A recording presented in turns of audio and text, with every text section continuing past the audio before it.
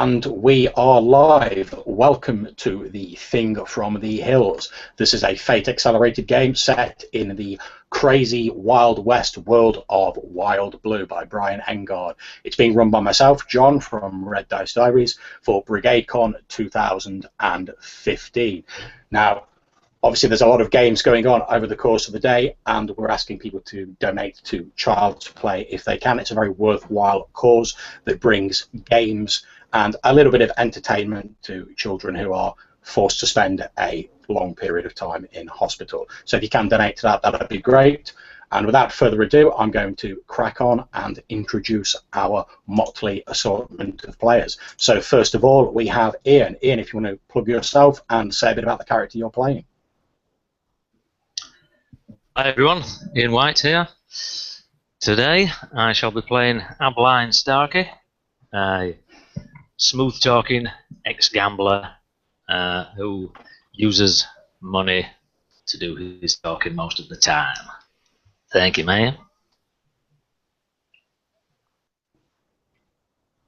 Okay, so then we're going to move on to Lewis. Lewis, if you want to say a bit about your character.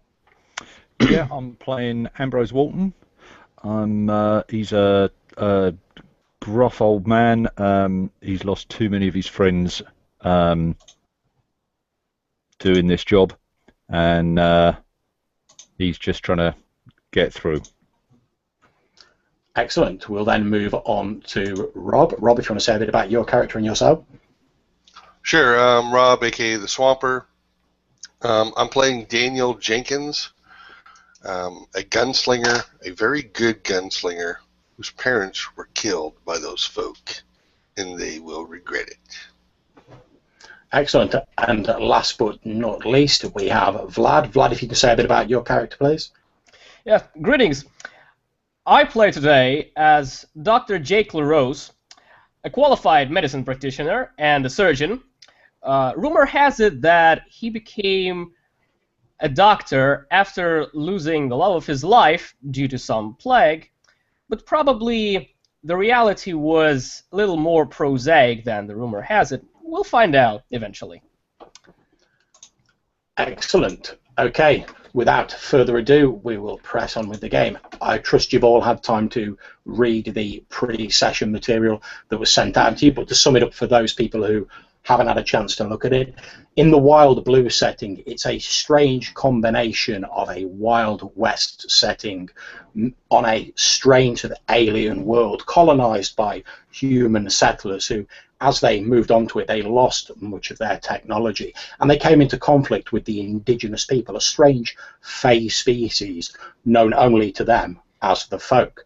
As these things often have a way of working out, the settlers pushed the indigenous people back to the margins, out of the blue lands, the fertile areas that they settled, into the badlands, and obviously they weren't too happy about that.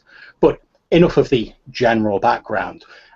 As people were born in this strange world, they noticed that the magic that saturates, the energies that saturate this world, had started to seep into the preceding generations born in this place. And strangely and gradually, they started to manifest odd abilities, which came to be known as powers.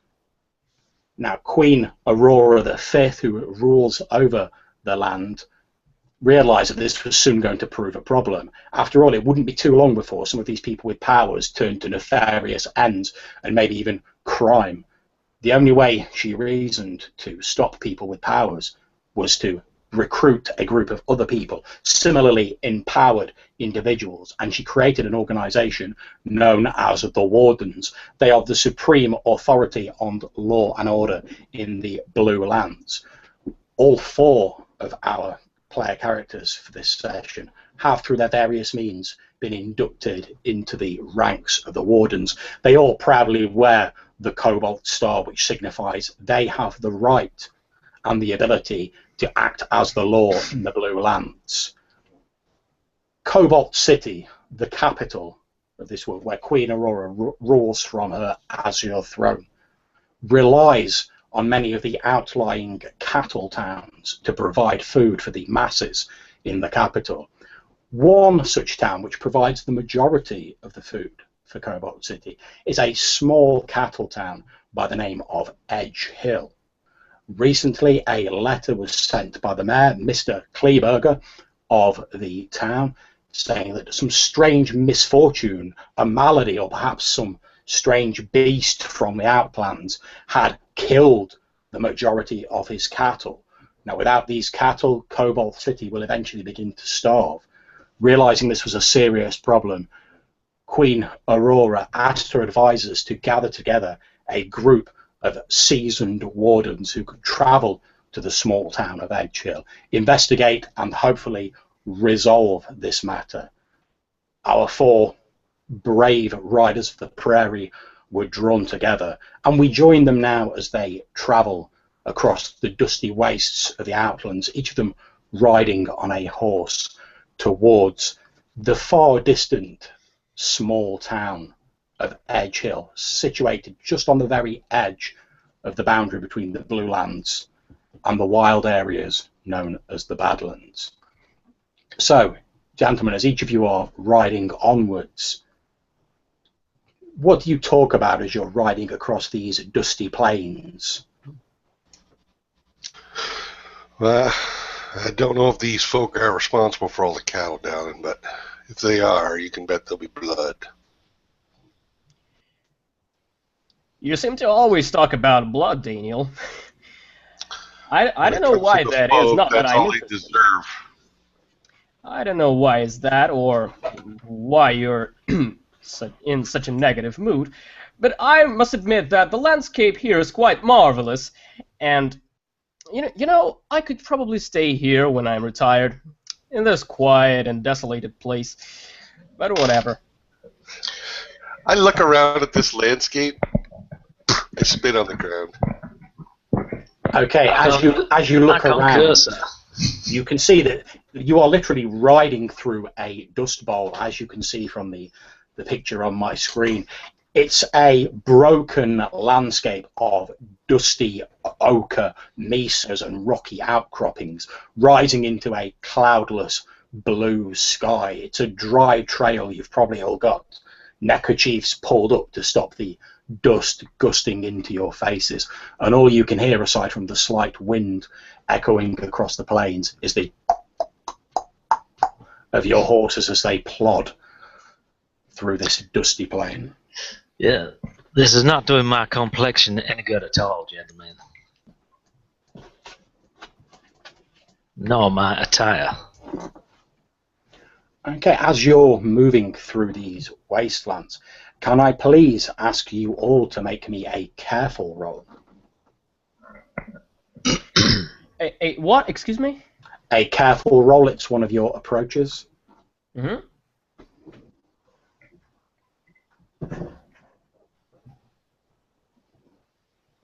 Okay, Grant.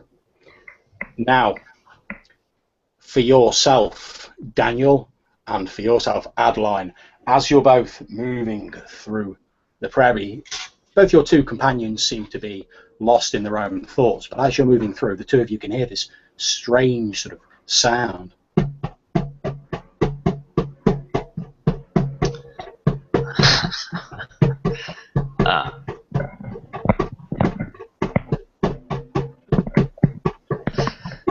Well, if I'm not mistaken, that sounds like some kind of drum beat. Is it? I'm not hearing anything. Do you guys stop for a while to see if you can hear the sound? Or perhaps the sound of the horse's hooves were obscuring it for those of you who didn't hear it. Whoa! I'll definitely slow down. The horses give up as they slowly stop and shake their manes. As you've all pulled to a stop and a silence settled over the prairie, you can now all indeed hear this.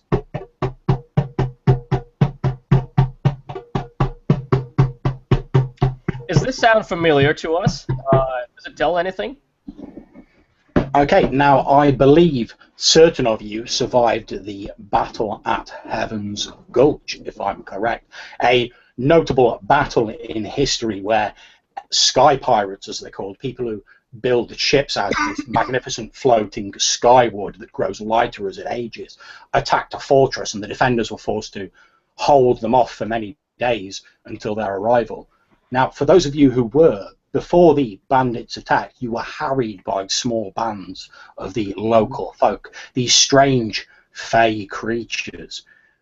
Before each of their attacks, you heard a very low drumming sound, the war drums that they used to terrify their foes, to let them know that they are coming. And now this same sound echoes faintly from just beyond the rise, from behind a rocky outcropping. In the distance, you can just about make out on the horizon, probably 2-3 hours away if you really ride your horses hard, a tiny settlement, which you know to be the town of Edge Hill. Last time I heard that sound, several of the folk died. I take out my gun, checking it. Last time I heard that sound, wasn't just the folk dying. Adeline, I think you've got more to worry about than your complexion. I guess for all of us, it's all too familiar.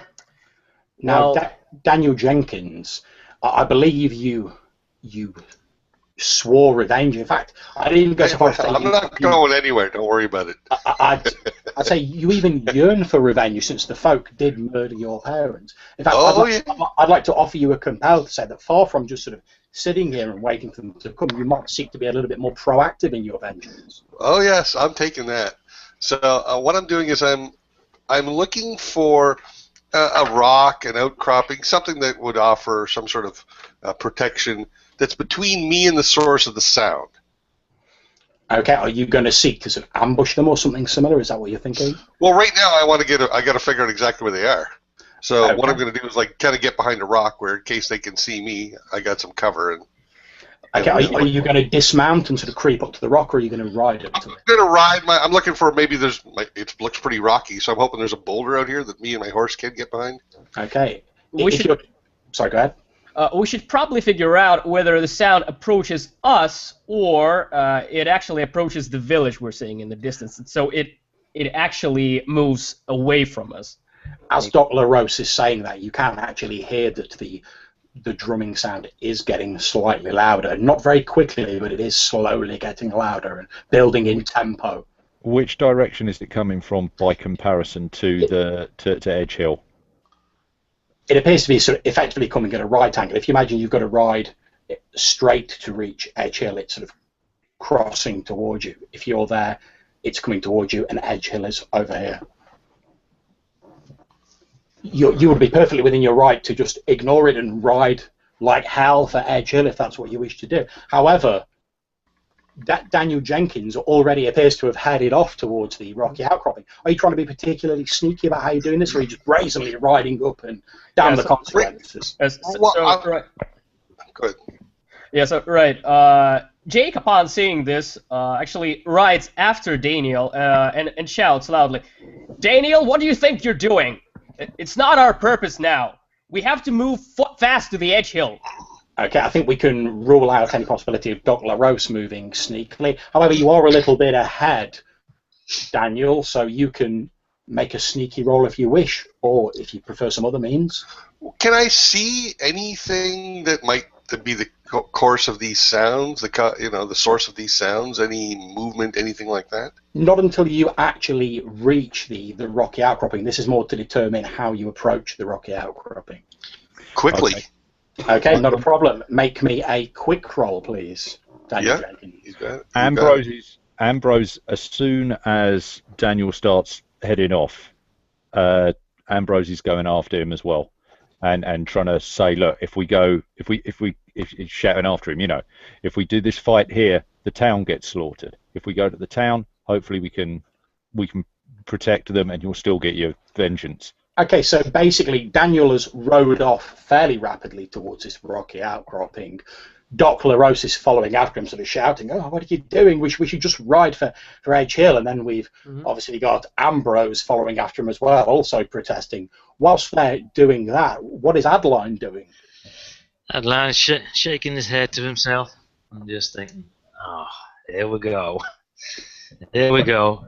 And I'll spur his horse after the rest of them. Okay. Wait for me, gentlemen. Wait for me. Not a problem. Now, you will reach the rocky outcropping shortly before everyone else, Daniel. As you sort of crest this rocky outcropping, looking over the top of it, you can see that the land dips down into a small hollow, a natural valley, if you will. And as you peer over, you can see a small dust cloud that attests to people riding on horseback. But as you peer down and the dust clears in places, you see these impossibly tall, probably about 7 foot tall, thin, willowy figures, very pale skinned, long pointed ears, their hair appearing to blow out behind them, and the steeds they ride are like nothing you've ever seen before. The steeds seem to be formed from the very rocks and dust of the prairie itself, and you see they appear to be slowly riding round this rocky mesa, no doubt hoping to intercept you on the other side. At the back is one of them carrying a large and unwholesome looking drum made out of some sort of hide or leather. It's probably best you don't dwell on what sort of leather it was made out of. He's carrying 2 large sticks, and as they move. They don't appear to have spotted you yet.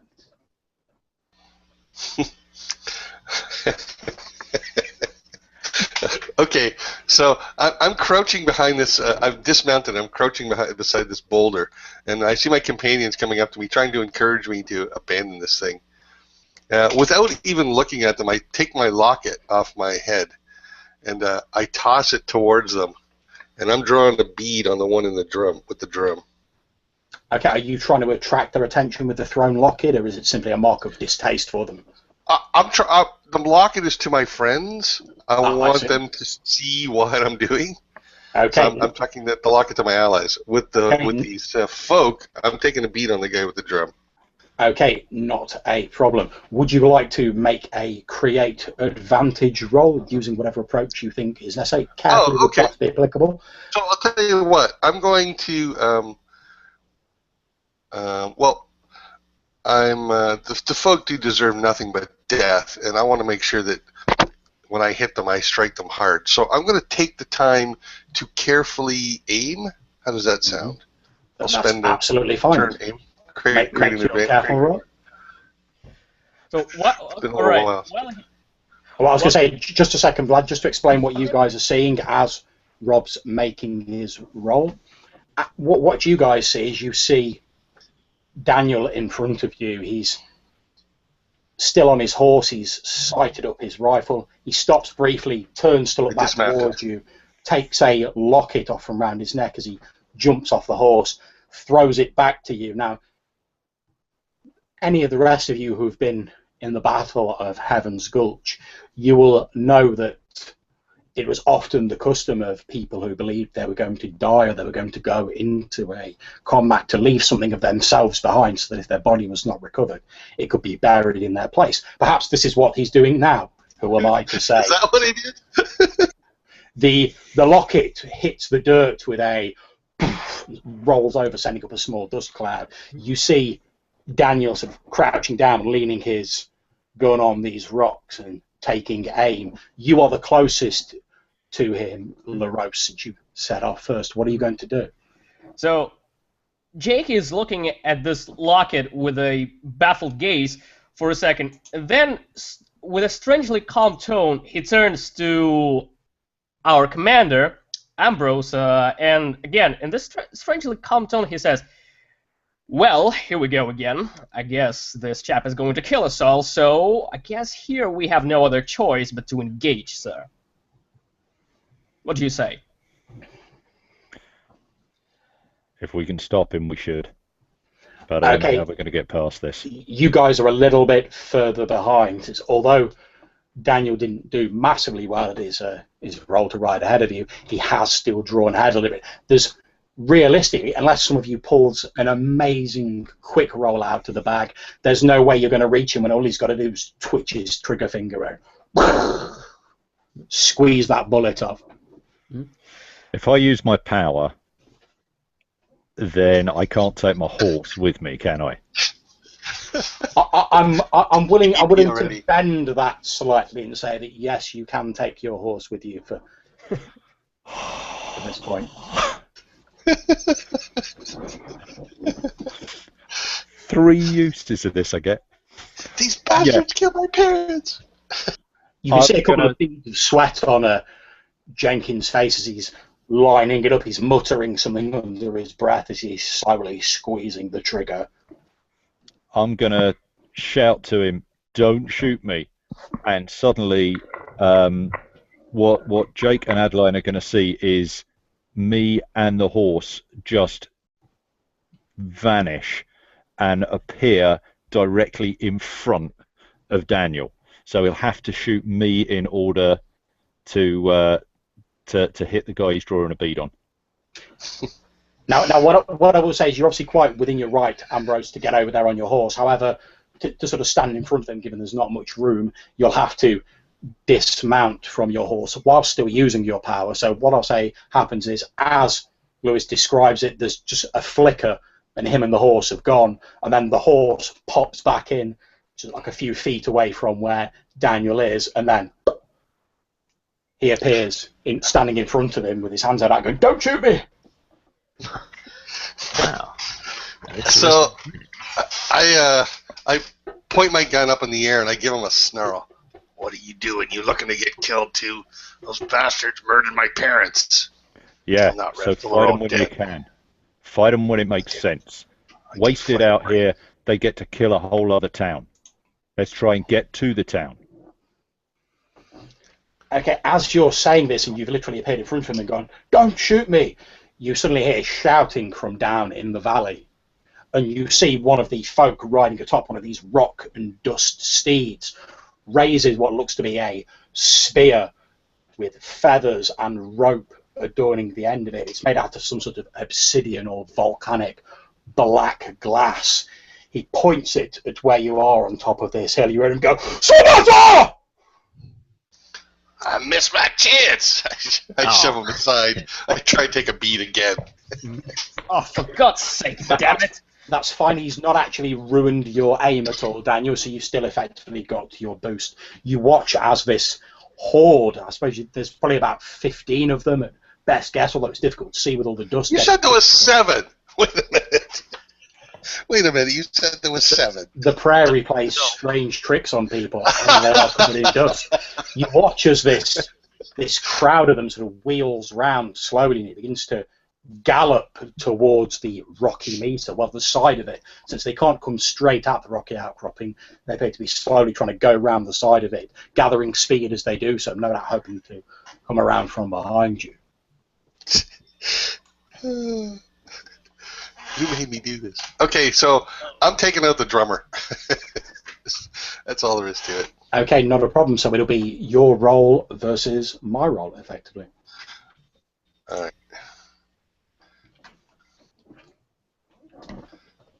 Okay, not a problem. I've got it in my sights, so I actually get 2 on that, right? Would you care to narrate the spectacular fashion in which this folk drummer meets an ignominious end as he's like... Absolutely. So he's carrying this drum sort of on his hip kind of thing. Mm-hmm, that's correct. And so where I hit him, it goes right through the drum, right through his rib cage, and now even the part of his body that the strap was on is gone. And that whole, looks like a bite taken right into the side of him. And he just sort of spins around and into the dust along with his bloody drum and destroyed drum. There's an out-of-tune vroom as the bullet goes through the side of the drum. It also cuts through whatever saddle he's holding himself onto, his strange steed. And you notice, Daniel, something odd happens. As he spins around, as you described, and topples backwards with a strangulated off the side of his horse.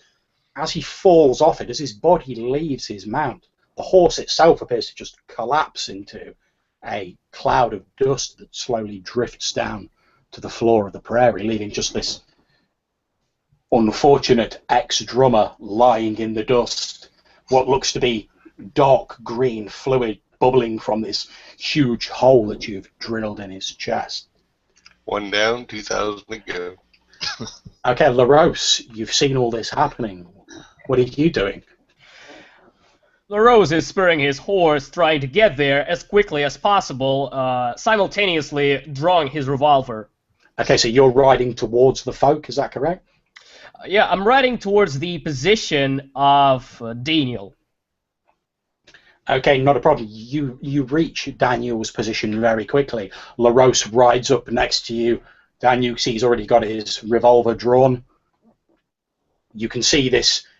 It doesn't. The death of their drummer doesn't appear to have slowed down this horde of folk bearing down on you. In fact, as you do, you see one of the folk lean sideways in a very acrobatic maneuver and scoops this drum up from where it's fallen.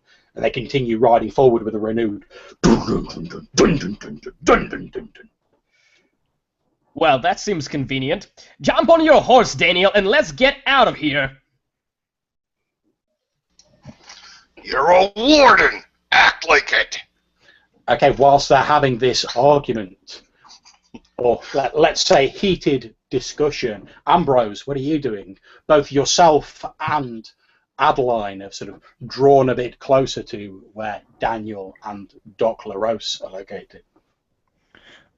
I'm going to walk over to the horse, jump up onto it, and pull out the shotgun. And as I'm doing it, I'm going to say, well, that achieved very little. We need to get to the town. You say that as you pull this well-oiled, gleaming shotgun out of your saddlebag and pull the hammers back on it. What about yourself, Adeline? Adeline will take in the events of the last couple of seconds and yell out, "To the town, gentlemen! That's our safest position! To the town!" And I'll rein his horse back. And yeah! Spur it on towards the town. Okay. This way, this way. There's a cloud of dust as Adeline says, "To the town, gentlemen!" and he snaps the reins and his horse begins disappearing in the direction of the small cattle town of Edge Hill. Although when you said they're coming round the Rocky Mesa and they're trying to come up behind us, does that mean they're going to end up between us and the town? No, you can still potentially ride like hell towards the town if you wish. You could effectively go around the other side of the Rocky Mesa and avoid them. You have the advantage at the moment, gentlemen. You've got the higher ground. Is Daniel on his horse? No. I'm next to it. All right. Good. I'm going to ride up to him and shout, "We can fight them all you want, but you've got to get going now. Get on your horse." So I'm going to reluctantly be the last one to mount up. And as we're riding away, I'm going to try and fire like at the horse's feet and maybe, you know what I mean, like just scattering fire. I'm not really necessarily trying to hit anybody. Okay, yeah, in which case, make me another advantage roll. See if you can buy yourself some time. Okay. Can I assist with that? I've got my shotgun out. You can indeed. If you want to make a roll as well, that's not a problem. So I'm trying to... This forceful works here because I'm literally trying to force him back. Mm-hmm. That's fun. All right. Do you want me to do forceful or can I do quick? You can do quick if you're trying to pull out your shotgun and quickly take a bead and...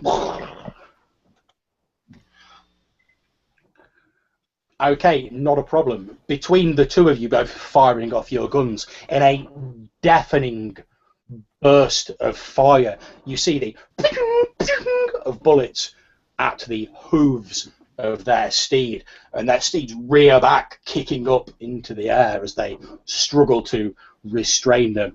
With that high roll between the two of you, you actually have 2 free invokes of the aspect. We've bought ourselves some time. All right. So as I said, I will head up the rear in this this retreat that I don't really want to be a part of. Okay, not a problem. Is anyone not riding? I'm going to continue to fire at the dirt, like shooting at clouds. No problems. Is there anyone who isn't riding like the wind towards the cattle town? I don't think so. Okay, not a problem. As you all start riding as quickly as you can towards Edge Hill, a few arrows, again made out of this strange black glass, thud into the ground about 20 feet away from you. They're still too far away to actually reach you with their seemingly primitive weaponry at the moment. You notice as they ride out of the dust and they start getting onto slightly more rocky ground that the figure who is leading them appears to be covered in strange, spiraling green tattoos, and has a shock of what looks to be moss and vines rather than hair spiked up from the back of his head, flowing out behind him as they ride forwards. If you're trying to get to the town before they reach you, can you please make me a quick roll? I also have a question. Go ahead. So, from my understanding, we are riding through a pretty rocky terrain. Well, the area you're in now is pretty rocky. Between the rocky outcropping and Edge Hill is more a sort of dusty prairie. Yeah. All right.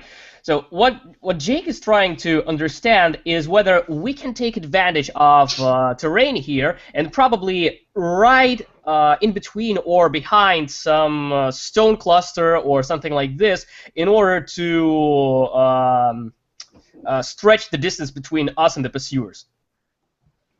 Okay, not a problem. You can make Also give us some defense, right? Indeed. Now, Good. you would need to make me a clever roll to do that, and I would tell you would need a great result since obviously the folk are indigenous to this area, they know the land. Now, at the minute, you would not be succeeding on that unless you wish to use one of your aspects and perhaps spend a fate point, but obviously you'd have to say how one of your aspects is applicable. Right. I don't think that any of my aspects is now applicable in this situation, so we'll stay with this roll. Okay, not a problem. You're all riding ahead of this swarm, for want of a better term, of folk riding after you on these strange, rocky steeds. They're still quite far behind you, but they are slowly starting to gain on you. In fact, their steeds seem to be barely troubled by the occasional pebble sticking out of the ground or rocky outcropping. You're having to thread your way around them a little bit more, whereas their steeds seem entirely untroubled by the terrain. In fact, it's as though they're actually part of the terrain themselves. In fact, as you look backwards, Adeline Starkey, you see that where the hooves of a normal steed would be, the legs of the folk's steed seem to seamlessly join with the landscape from which they protrude. Oh, hell. Well, I'll hold the rein real tight against the horse's neck and crouch down and just ride like hell. Okay, not a problem. Can you all please make me a quick roll, which will be versus my roll, to see if you manage to make it to the outskirts of this town before they catch you.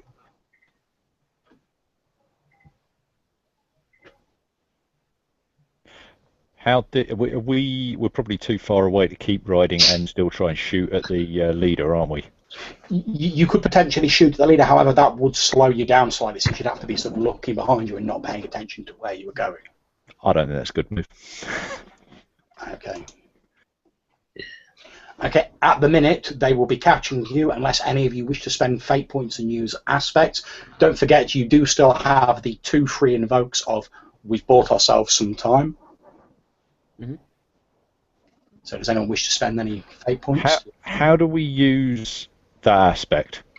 Okay, well, with the we've bought ourselves some time, since you have 2 free invokes of it, effectively you can spend a free invoke to either add +2 or to re-roll your dice roll as you would do with a normal fate point, but it doesn't cost you anything because you've already made the advantage roll to get that.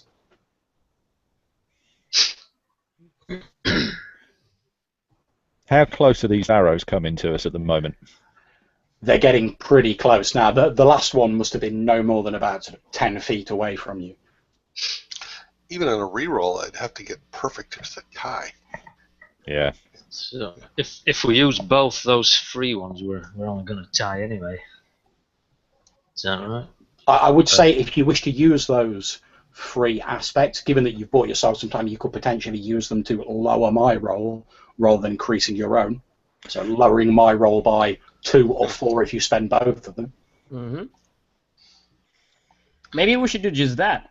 I mean, if we use both those aspects, it's a -4 to Game Master's roll, and we seem to have a little chance there. Yeah. Yeah, let's do that. I'll go for that. Okay, not a problem. Handily having bought yourself some time by slowing them down earlier, you're able to get within spitting distance of the outskirts of the town. You can see they're also hot on your trail. However, Adeline, since you're a little bit further at the back, you notice that suddenly this group of folk, they pull their horses to a stop. And bear in mind, they were still drawing pretty close to you, but suddenly they pull up their horses and stop completely as you reach the outskirts of the town. You see the ones at the front that you can see appear to be having some sort of heated discussion with the person you assume to be their chief.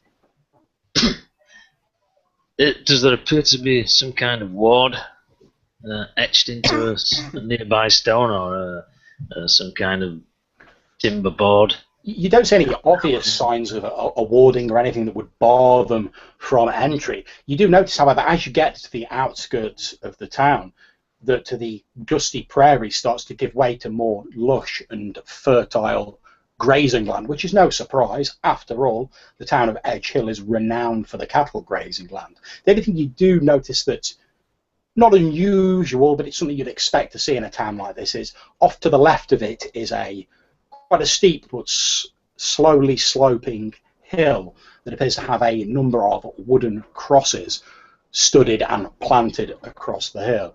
Now, you would know that it's traditional in towns like this, since they don't want decomposing bodies and the like cluttering up the town, that when people are buried, they are buried in Boot Hill, which is normally located a short distance away from the town. So that doesn't seem unusual. Mm-hmm. Okay, well, I'm maintaining my speed, so I'll go racing through and into the town. As you're racing forward, the chief of these folk points his spear in your direction. He turns around, he shouts something at you in a language you don't understand, turns around, looks at his men over his shoulder, says something to them in a slightly quieter voice that's snatched away by the wind. Then he throws back his head and laughs. And slowly they start to turn round and ride back off the way they came. Now tell me, Daniel, are you just going to let these people ride away, or? Well, I call them people. My thinking was that as soon as I got into the town, I was going to look for cover, turn, and fire. That's absolutely fine. They appear to have lost interest in you, and they're just slowly wheeling around to head back in the direction from which they came. Okay, so at the very least, I'm going to put my horse like around a wall when we get into town. You know, the first building, the first fence, whatever. Mm-hmm. I hop off my horse, and then I kneel down, and I'm leaning out to scope them out. And you say they're turning around and leaving? Indeed, they're wheeling their horses round. They appear to be preparing to head back off down the trail that they've just blazed across the prairie. Yeah. I look back at my companions. There better be more opportunities for killing some of these bastards today. Well, I hope you're satisfied now. At least No, I ain't satisfied. Well, in any case, we have things to pay attention to right now, rather than killing those poor wretched souls. So why don't we proceed to the town, Major, gentlemen? As they're having this discussion, Ambrose, you notice that as you sort of reach the edge of the town, you can see quite a pudgy-looking gentleman wearing a slightly threadbare waistcoat and a bowler hat. It appears to be chewing on something as he's walking down the dusty main street of Edge Hill. And I will put a map of Edge Hill up for you to have a look at. He's walking down the main street towards you. You're pretty much where the large X is on the map. He's walking towards you taking a small handkerchief out and dabbing his freely perspiring face as he approaches you, chewing on probably some tobacco or something similar. Well, Starkey seems to like the jabber. He can talk to him. This would appear to be the mayor. Ambrose just got a year older very suddenly and has had a very energetic ride to the town. He's just leaning on the pommel of his horse, trying to suck some oxygen out of the air. Anyone who has a clever of above +1 will notice that your compatriot is looking slightly more haggard, has a few more lines on his face, and probably a few more grey hairs than a few scant moments ago. Yeah, unfortunately, I don't notice. This man with the bowler hat walks up to you and he says, "Well then, might you tell me who I'd have the honour of addressing, good sir?" Well, it's a pleasure to meet you, sir. My name is Brian Engards. I'll unbutton my duster and just reveal the cobalt star upon my chest. His whole face lights up as he sees the cobalt star, and he goes, "Well, the Wardens, Lord be praised!" And he spits a wad of tobacco down into the dust near his feet. He goes, "My name is Emerson Kleberger, and I'll be the mayor of this here town." It's a pleasure to meet you, sir. Pleasure indeed. I hope the area between my town and Cobalt City wasn't too rough for you gentlemen. No, in fact, not at all. Well, interrupts Ambrose as his headline as he's probably about to tell something about it. We probably got a little dusty on our ride, but overall, it was decent. Well, Pleasure to meet you, sir. And it is my pleasure to meet you. I'd had no idea that Queen Aurora would send 4 Wardens in response to my message. I am highly honored, sir, and it is a pleasure to make all of your acquaintances. I just nod. I would like you to consider this town to be entirely open to you during your stay here. If there is anything at all that I can do for you to make your stay more pleasurable, then you simply have to ask. I would not dream of asking you to get straight into your investigative matters. So if you gentlemen wish to book yourself lodgings in our fair town, or unless you wish to get straight to it, I'm not well versed in these matters. I believe that is your prerogative. Well, I have, speaking personally, a thirst to quench, sir. A thirst indeed. Where is the finest hotel? He points down the road and says, "Why, that'll be Miss Hasburg's place. You head down Main Street, you can't miss it. It's the only saloon in Edge. We're only a small town. I'm sure it won't be as highfalutin as you're all used to in Cobalt City." Miss Hasburg, did you say, sir? That's right. That's what I said, Miss Hasburg.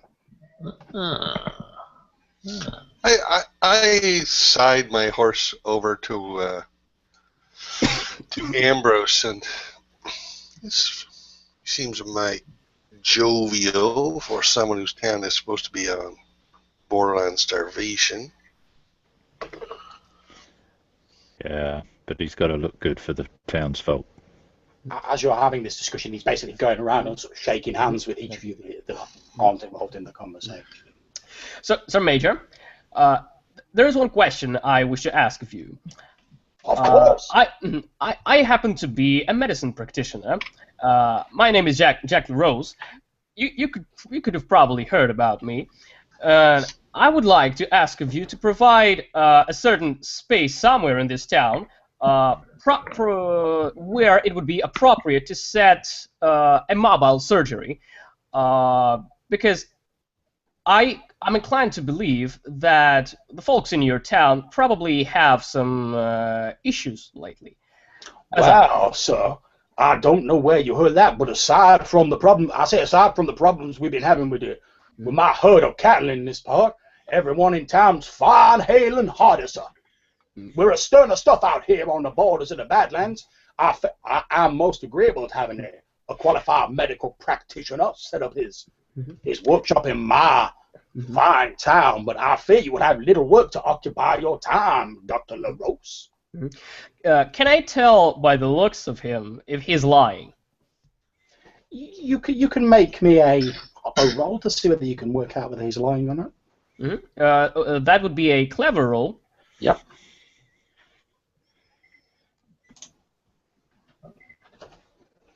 Are you happy to stick with that, or are you using fate points to boost it up? if you've got a relevant aspect. Let me think about it for a second. I think I would use a fate point if I'm allowed to use my primary aspect, the high concept qualified practitioner of medicine, because Jake would probably know about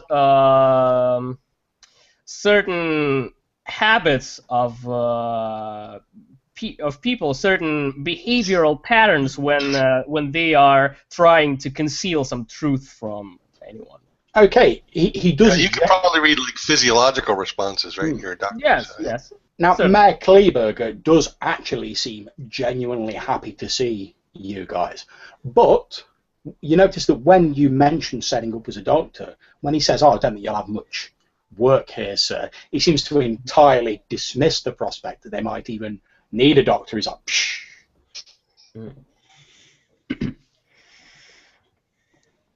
I'm glad to hear that the folks in your town are feeling good, Major. However, there is another problem that Jake gives this scornful look towards Daniel that might appear sometime in the future, and that is the folk, as you probably know.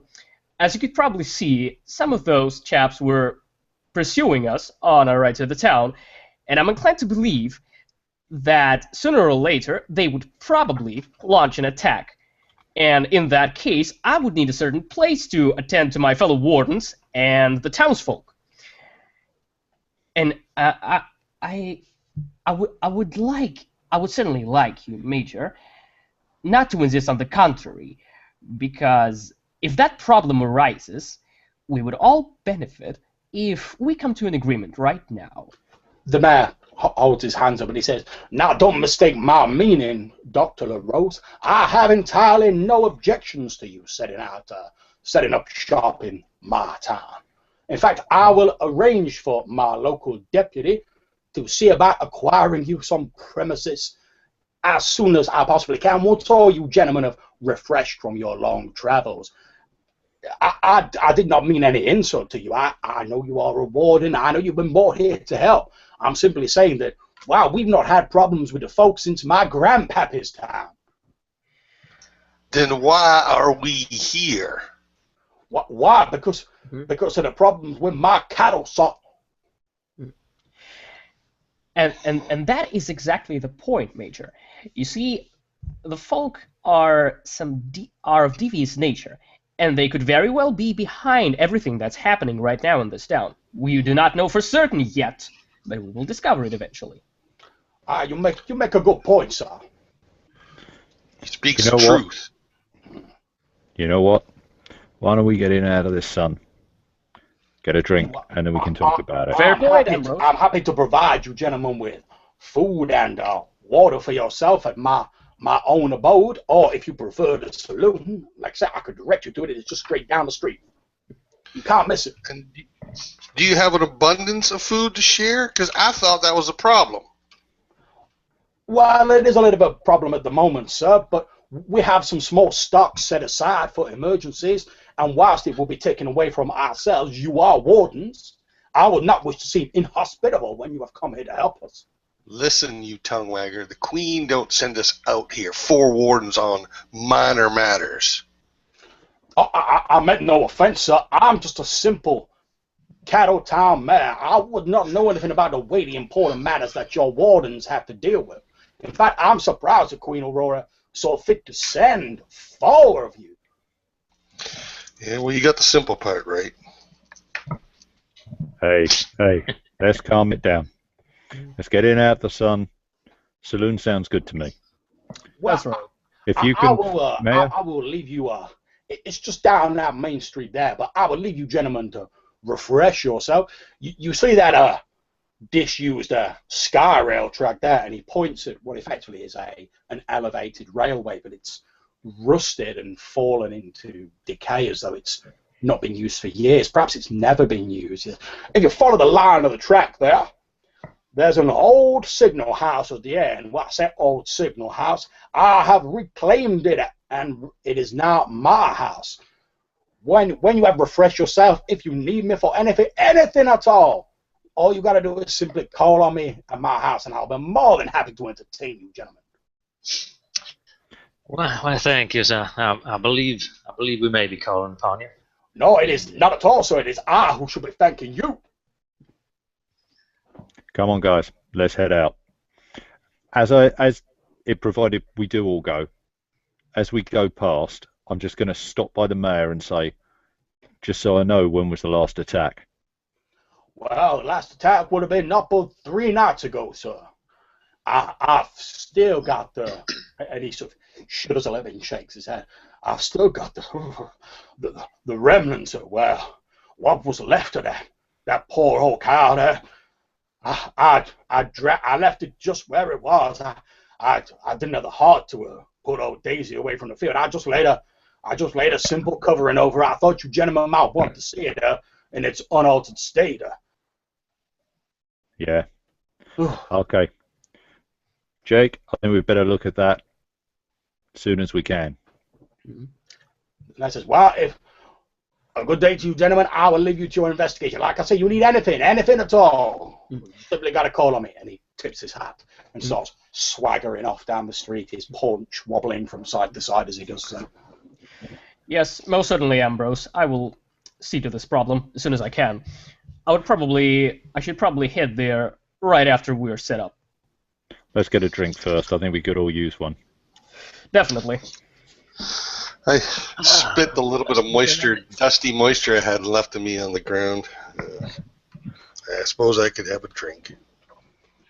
Okay, as you head down Main Street, you see to your left a large saloon. You can see that it has Susanna Hadford over the actual entryway. Although, as you approach it, you notice that it looks a little bit sort of like it's seen better days, perhaps. It looks a little bit threadbare and a little bit worn. Some of the boards have started to come loose out the front of it, and there's the odd nail sticking out here and there. You can hear the tinkling of an old piano playing inside of the saloon, and the sound of quite hushed voices. In fact, it's probably the quietest saloon you've ever come across.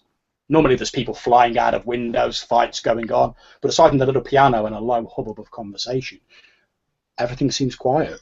Let's get a drink and talk. Something don't seem right about all this. Yeah, you're not wrong. Rein the horse in and wrap the reins around the. Indeed, there's a rail. wooden rail outside, as you rightly say, to high horses. Okay, I'm going to take my take my duster off while I'm out here. So I just take that off, bash it in the cup a few times, get rid of most of the dust. I'll throw it over my horse and dump my tie, straighten my hat, straighten out my pants. You getting ready to go talk to the landlady then, Adeline? Well, you know, that's yeah, I guess I am. The drinks are on me, gentlemen. Drinks are on me.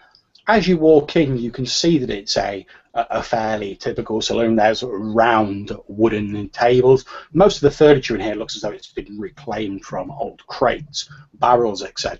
The place is largely empty apart from 4 people sat round a single table, sipping away from tin cups. There's an old gentleman with thinning grey hair tinkling away on a small battered piano in the corner. He stops and looks up as you enter the room, and a very beautiful looking young woman behind the bar says, "Now Maxwell, did I tell you could start playing there?" And he's like, Why no, sorry, Miss Hasford, I'll get right back to it. He's like, and carries on playing the piano. She leans on the bar as you approach. May I spend a fate point to declare that I've met Miss Hasberg before? Indeed, you may spend a fate point to say that you have met her before. Although, now you come to think of it, the woman you met who looked a lot like it, you met her like a long time ago. She must have been this woman's mother or something. Oh. But the resemblance is certainly very striking. She leans over the bar as you approach. She says, "Well then, stranger, what'll it be?" Whiskey, gentlemen? I nod. Kind of fun. We grab a seat while we're waiting for him to get the drinks. She says, well, in this place, sir, we got 2 types of whiskey. We got sipping whiskey and we got gulping whiskey. What kind would you be after? Gulping to start with and then sipping to finish off. As she turns round to the shelves behind her, can you please make me a clever roll, Adeline? Clever.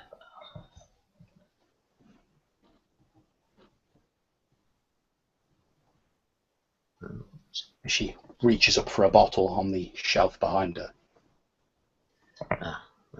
Clever, you say, huh? Mm-hmm. Okay, let's see what luck brings. Well...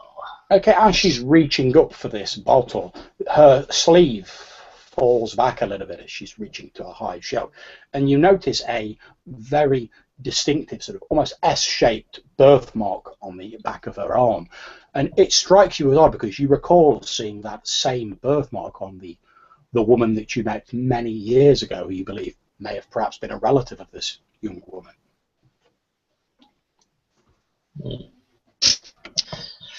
She turns around and puts the bottle on the bar in front of you and puts a couple of tin cups in front of you. She says, might I be correct in assuming, sir, that you are the wardens of the mayor has been anticipating their arrival? We don't get any strangers here. Blind Stark is the name, ma'am. Pleased to make your acquaintance, I'll say. She smiles and then she says, well, in that case, the drinks are on the house, sir. No charge to the Queen's Wardens.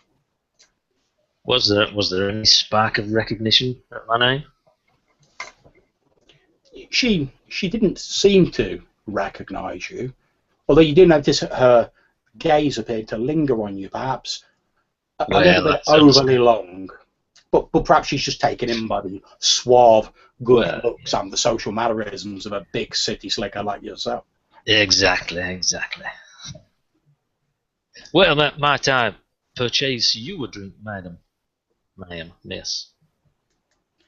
She smiles at you and says, well, that's very kind of you, sir, but I'm afraid I don't get off work until much later, and I'll make it a policy never to drink when I'm conducting business. But I thank you for the kind gesture today. If you can help our town in any small way, then that will be more than enough payment for me. Noble indeed, man, noble indeed. Again, she smiles at you. I just turn around and put my elbows on the bar and just have a look around. As you turn around, she lays a hand gently on your shoulder and she says, might I ask whether you gentlemen are hungry at all? I could have one of the girls bring some food over to your table. Again, no charge to the Queen's Wardens, of course. Well, generosity knows no bounds. Well, yes, steaks.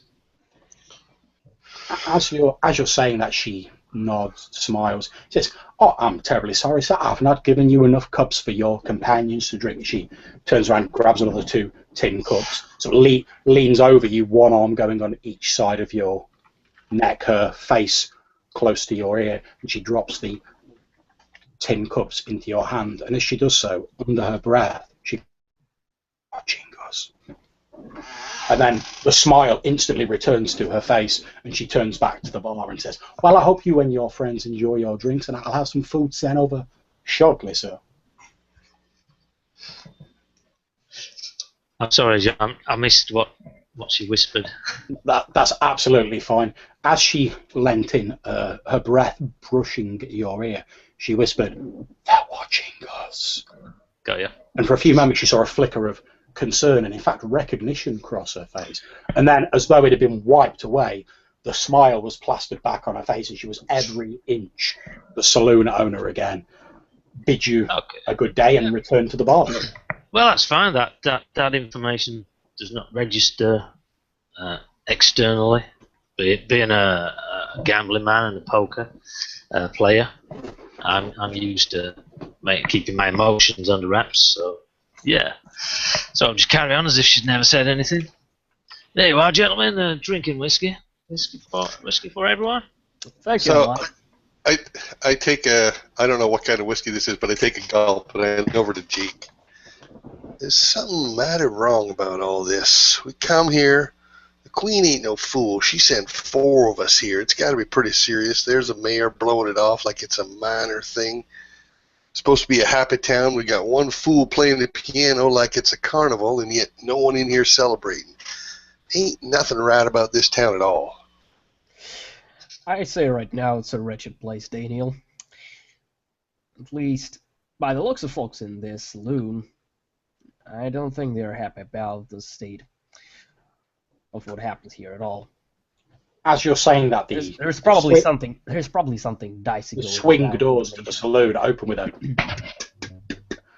and a very muscular-looking man with stubble around his large, bulbous chin, wearing a hat with a silver star on it, saunters into the bar and he says, "Morning, miss. I trust you've been giving our guest of this town a right and proper welcome." And his eyes seem to bulge a little bit out of his head when he says it. The woman behind the bar, the owner, Miss Asford, says, "Why, of course, sir. Of course, Sheriff Sumney. I have, of course, been welcoming the Queen's Wardens to our local town. Why would I do otherwise?" He says, "Well, I'm under orders from the mayor to see they get everything they need to conduct their investigation while they're in this town." Sheriff, I'm Blind Stark here to service. He turns around to you, doffs his hat, walks towards you, holds out a thick, meaty hand, and he says, "Sheriff Tyler Sumney, pleased to make your acquaintance." And he gives a under his breath. Mighty fine grip you have there, sir. Well, until you lot arrived from the big city, I was the law in these parts. Well, I'll tell you the truth, I'm kind of glad to be handing this investigation over to yourself. It's a bit above my head, if you know what I mean. Well, you'll be the law again when we're done. Now, why don't you sit down and tell us what you have learned so far, since you are a lawman and been investigating this for a while. He sits down at the table with you. As this is going on, a young woman who's been in the back of the saloon brings over a tin plate for each of you, including the sheriff, and it has like a small amount of bread, a little bit of cheese, fairly meager fare on it, but what can you say there? Their cattle herd's been getting slaughtered. The sheriff picks up this bit of slightly stale cheese, looks at it all, and then says, "You sure we ain't got anything better we can get for these here? Wardens, I'm sure they're used to finer things in a big city." At which point, the owner, Miss Hasford, says, "Now, Sheriff, you know that what with all the cattle being killed, we ain't got much but food around here." And he says, "Go and get out of it then." And she nods and heads back off to the bar. Says, I'm more interested in what you got to say than the fare this place is serving, so tell us how your investigation has been proceeding. What have you learned so far? He turns towards you and says, "Well, it all started some months ago. Just a few small cattle at first. We found one of the mayor's prize herd, ripped apart, torn to pieces by Lord only knows what manner of creature. I would not have believed it if I'd seen it with my own eyes. Now, I've been a lawman for quite some time. And my father was a lawman, and his father's father before him. And I seen some strange things. I seen, before I came to this place, I seen the folk. I seen what devilry they get up to. But this was like nothing I'd ever seen. It was like something just came in and just tore that thing apart. There were bits of it everywhere." What vile beast could probably be capable of something like this? "Well, we're on the border of the Badlands here, where the folk power is at its highest. There are all kinds of strange creatures out there in the Badlands. I could not say that. I mean, we only have the one the one herd of cattle in this area, and that's Mayor Kleberger's cattle. And you can imagine how much of a state he's been getting into, putting the pressure on me to try and resolve it. It was my idea originally that he ride off to the big city and ask for some professional help. As time's been going on, we're finding more and more of these murdered cattle, but no one's seen anything. There've been no tracks, no marks except that were left on the cattle themselves. But surely, Sheriff, if this has been going on for months, you had someone watching the cattle at some point, waiting to see what attacked it at night. He takes a sort of sways back in his chair a little bit, rocking back off the leg, looking slightly affronted, and he says, "Why, you insult me, sir. Of course, I stayed up there to watch it myself. I did not sleep a wink all that evening, but I saw nothing. I had other men with me, and they saw nothing.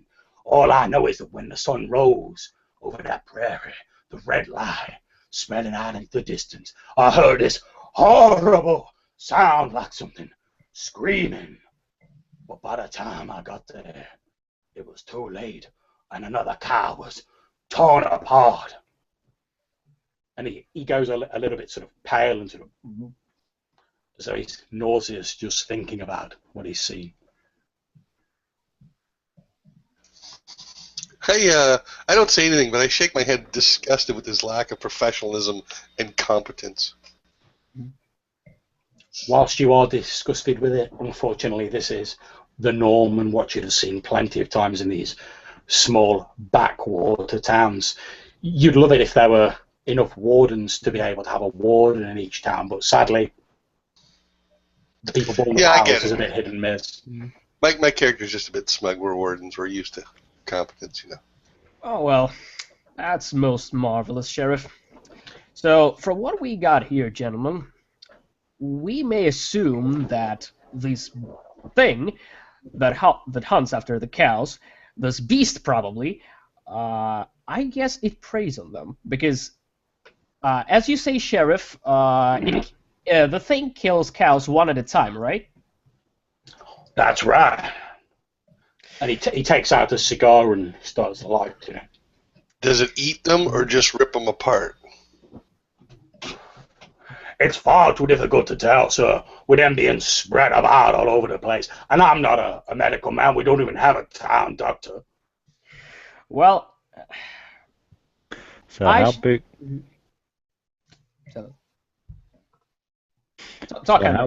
How big was the herd when this happened?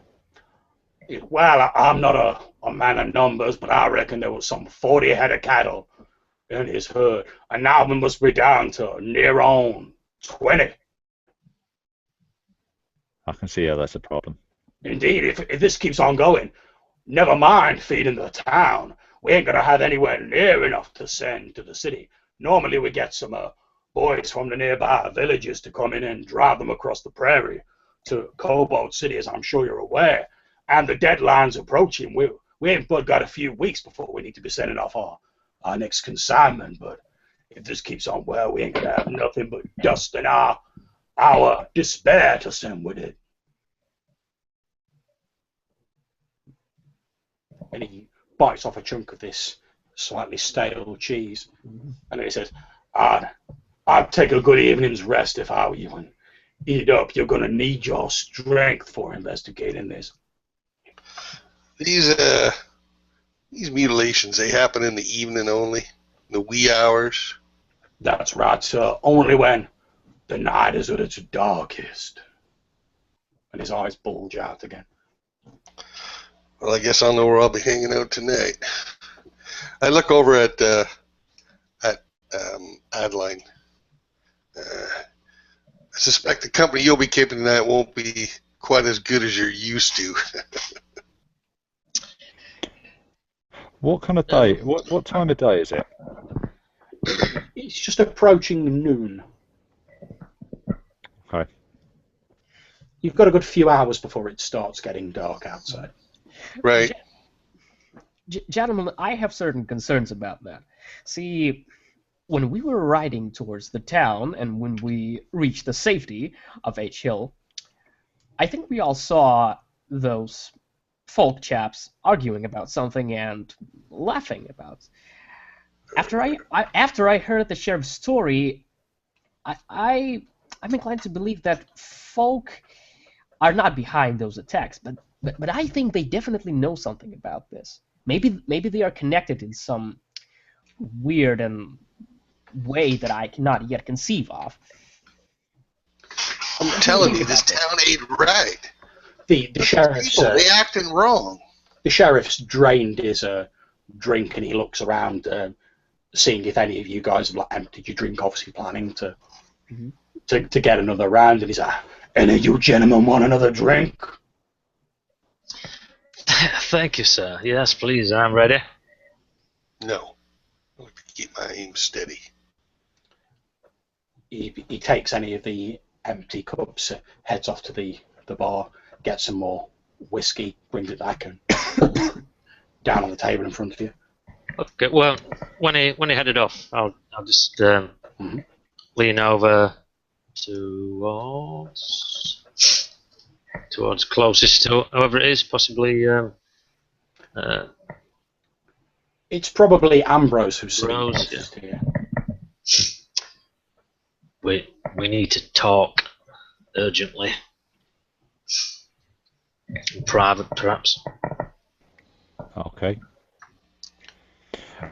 Looking at Jake and Daniel, I say, can you keep the sheriff and in here while we step outside? Most definitely. I nod. I'll gesture for Adeline to head towards the door. Okay, yeah, we're just stepping out. I need to relieve myself. Yep, you guys slope out. The sheriff sits back down at the table and he's like, "Oh, I hope I didn't say anything to offend your friends. I'm aware that our country ways are sometimes a little bit rough around the edges." No, not at all, Sheriff. Do not worry about that. And I want to take a glance over at the folks at this other table. You said there was 4 people sitting at a table together? Indeed, they look to be wearing fairly sort of plain workers' clothes, like they're sort of cattle hands or something along those lines. They've all got cups raised to their lips and they're just sort of like peering at you over them. I'm going to stand up and just casually walk over there. I'm going to give Jake a sort of nod, and I'm just going to walk over to talk to them. Okay, not a problem. You walk over to talk to them. I'm going to jump to the guys outside first. Sure. Okay, as you two walk outside, both Adeline and Ambrose, the first thing you notice as you do walk outside is that it's started to get slightly dimmer. The light is slowly fading, but like I say, you've got a few hours before it starts getting actually dark. You can see ahead of you on the opposite side of the street, there's numerous buildings, shops, etc., storefronts. You can actually see a building that has sheriff's office, a very crude sign tacked to the front of it. And then sitting outside one of the shops, when I say sitting, more sort of slumped outside it, is an old man leaning on the shop behind him. He's wearing dark, stained and dusty clothes. He has a bottle tucked under his arm and a hat pulled down over his face. How far away from us is he? It's about 15 feet to cross this main street. Okay. I'm going to make a show of kind of checking the horses over with Adeline and saying quietly, "What's on your mind?" Okay. I'll tap out a couple of cigarettes and offer one to him. Yeah. Cigarette. Okay, so while I strike a match and hold it out for him, but with my back to as many observers as possible, maybe even using the bodies of the horses to shield my face, I'll just say something's definitely wrong here. The barmaid, Miss Susanna, she says they're being watched. That's all she said, they're being watched. See, we're new in town. That don't surprise me they're watching us, but why is she worried? Well, I think the young fella's got it right. There's something very strange about this place. Yeah. So I think we ought to be not only investigating this this slaughter, but also investigating something else. What's going on in town? As you're saying this, from the opposite side of the street, you hear a...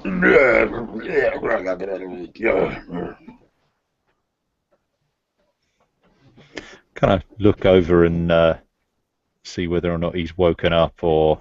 You see he does appear to have woken up. He's climbing to his feet. He looks almost mournfully at the empty bottle he's holding in his hand. Then he sort of spins round, almost throwing over. He's like, fucking get out of there! And slings this bottle at the nearest building, which explodes in a cloud of glass against this building.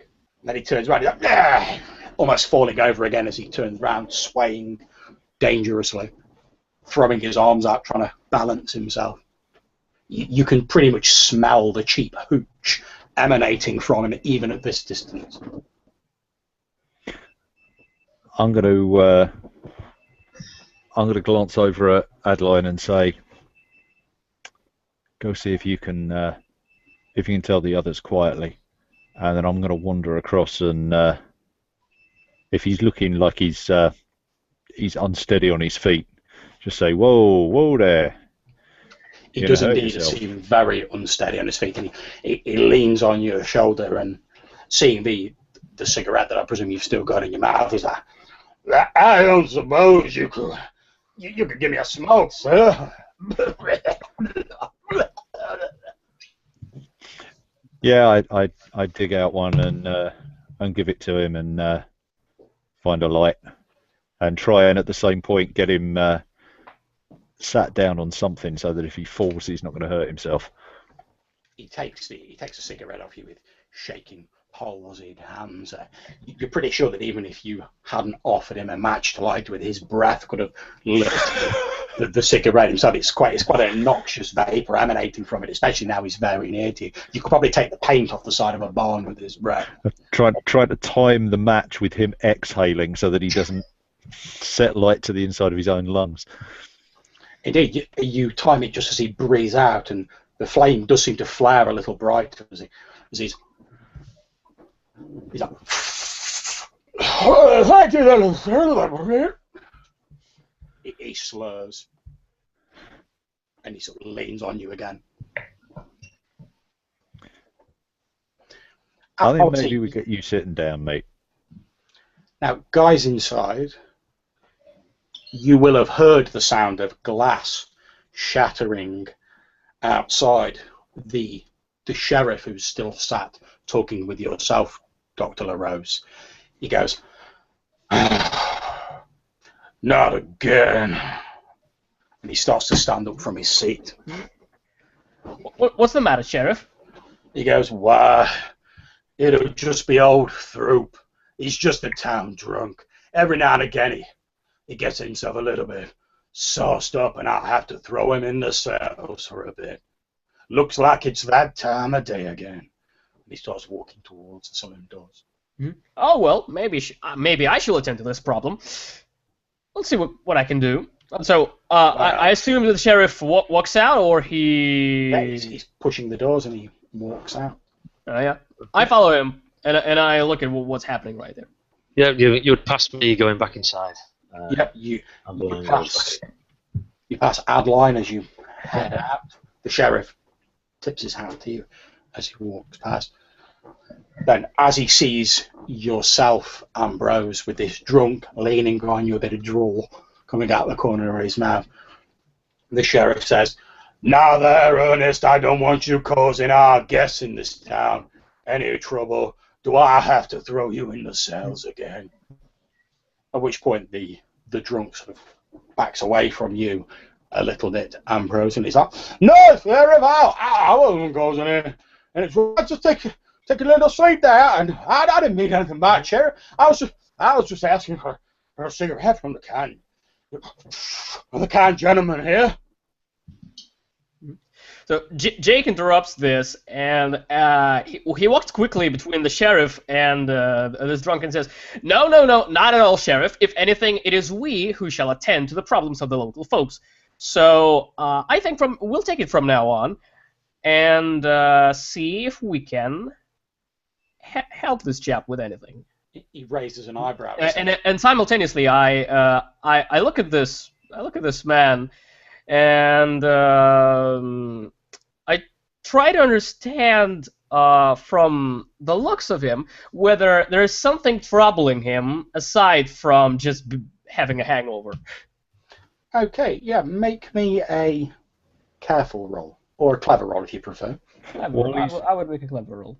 While he's doing that, Mm-hmm. I'm going to take the sheriff, kind of put an arm around him or a hand on his back, and just kind of steer him towards his office and say, "You got a map of the local area here? You can show me where these attacks started happening and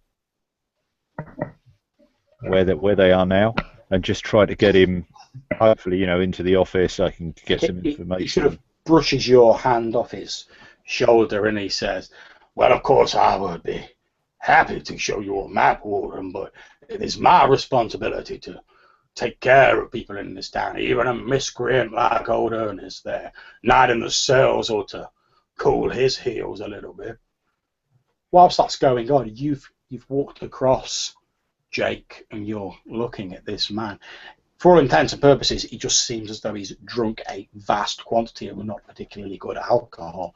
But whilst you're sort of giving him the once-over, one thing you do notice is that most of his clothes are black, although there's various sort of brown dirt stains all over them.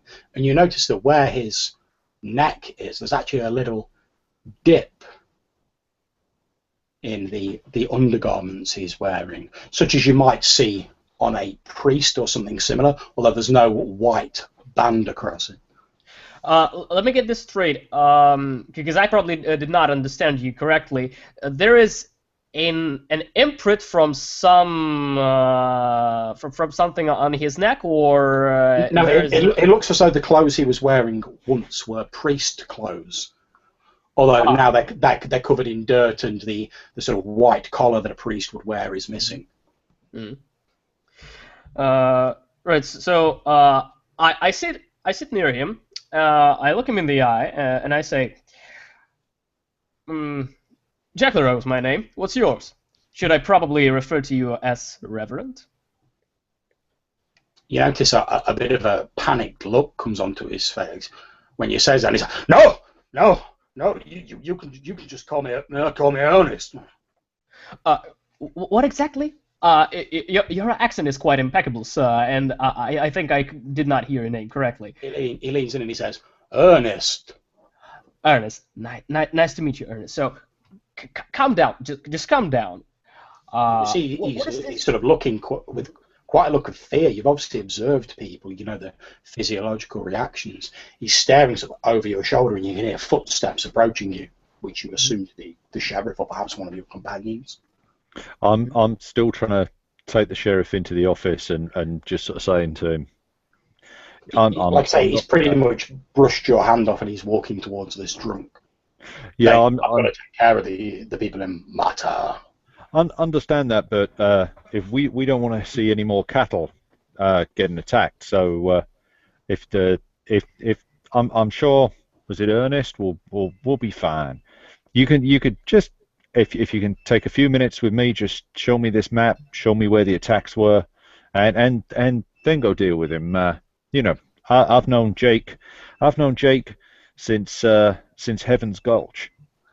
He's more than capable of taking care of him. You notice the sheriff raises an eyebrow when you mention Heaven's Gulch, and then he, being about sort of 5 foot behind you, LaRose, you hear the sheriff say, "Well, I suppose I can leave such a distinguished medical practitioner in his care. But bear in mind, he's been on the source for years. I wouldn't pay any attention to any of his ramblings."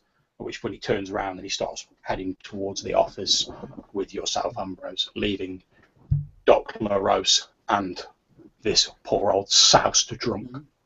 Jake gratefully nods to Ambrose and then turns back to this drunk and says, "What is this troubling you, sir? I can see by the looks of you that something has been on your mind lately, or maybe not only." You notice his eyes keep darting round as he's talking, and he's like, "Oh, there's nothing troubling me. I'm just a town drunk. I don't mean anything. I didn't mean any harm. I didn't mean anything by it, sir."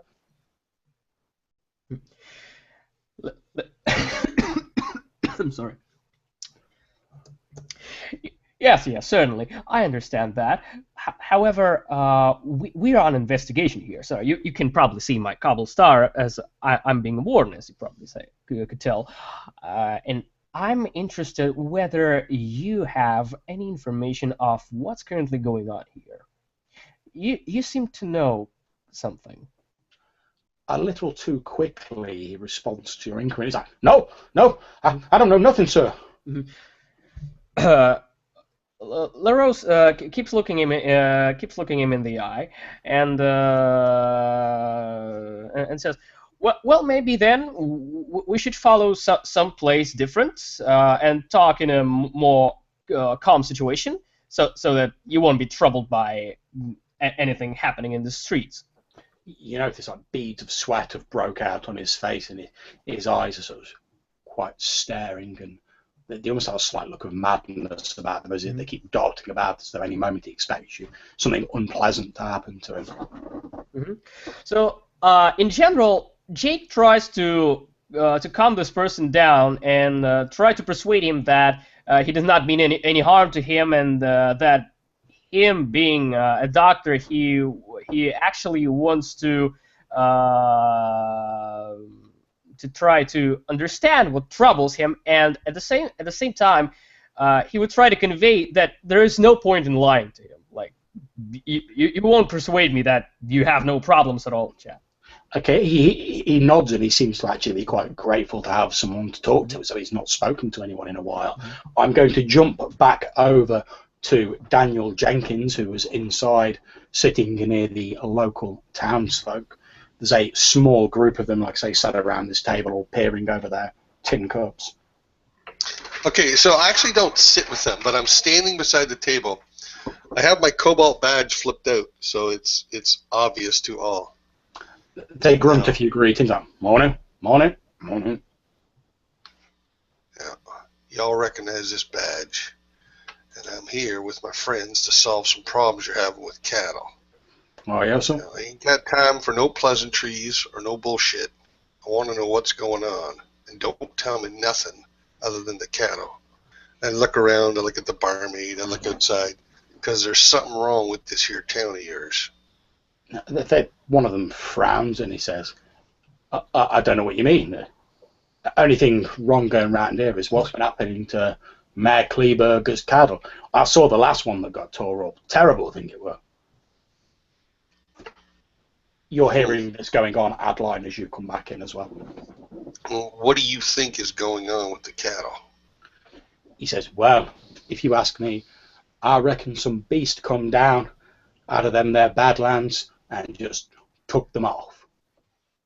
Tore them to pieces.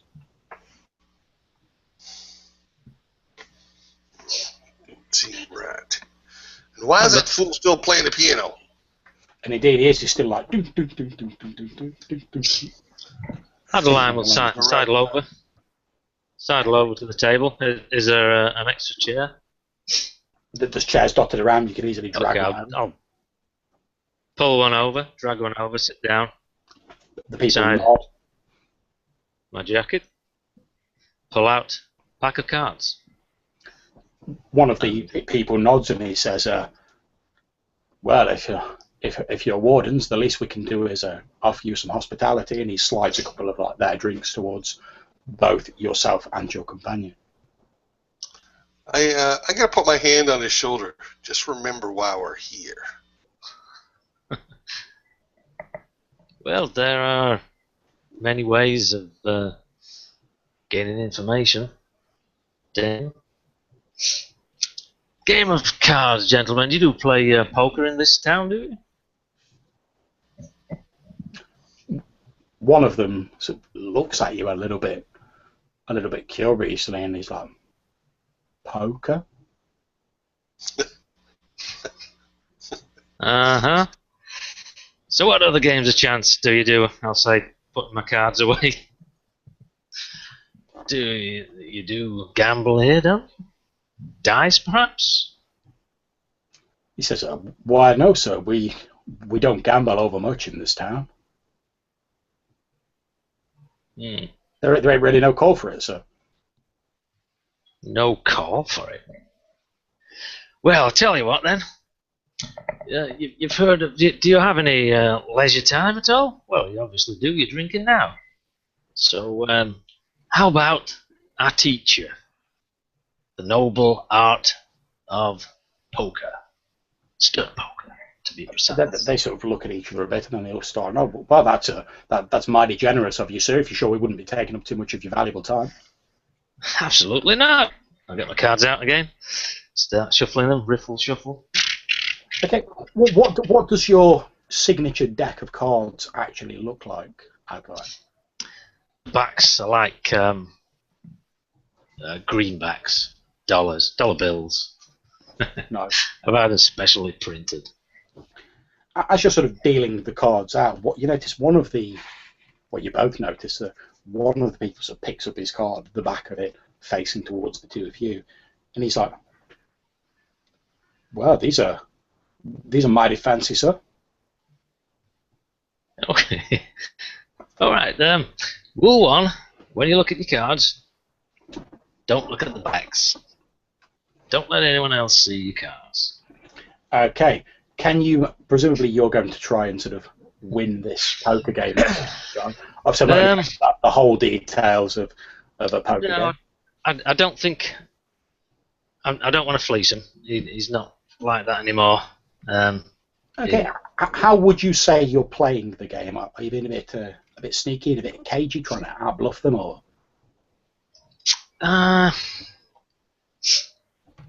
I think he's been as honest and as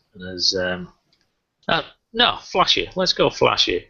I'm teaching him a game of cards, but I want it to be a spectacle as well. Now, given that you are a smooth-talking slickster who can't resist a game of chance, would you be able to resist the opportunity to fleece these people who've obviously little experience of your slick gambling ways? Well, they've got to learn the hard way, so obviously, yeah, I'll take them for everything they've got. Okay, not a problem. I'm not going to actually ask you to make a roll. Obviously, you can have a fate point for the compel, but it becomes very obvious over the next few minutes as you're playing these people at cards. It's pretty obvious that they weren't trying to fleece you or bluff you. It's obvious that none of them have ever actually played poker before. No civilization.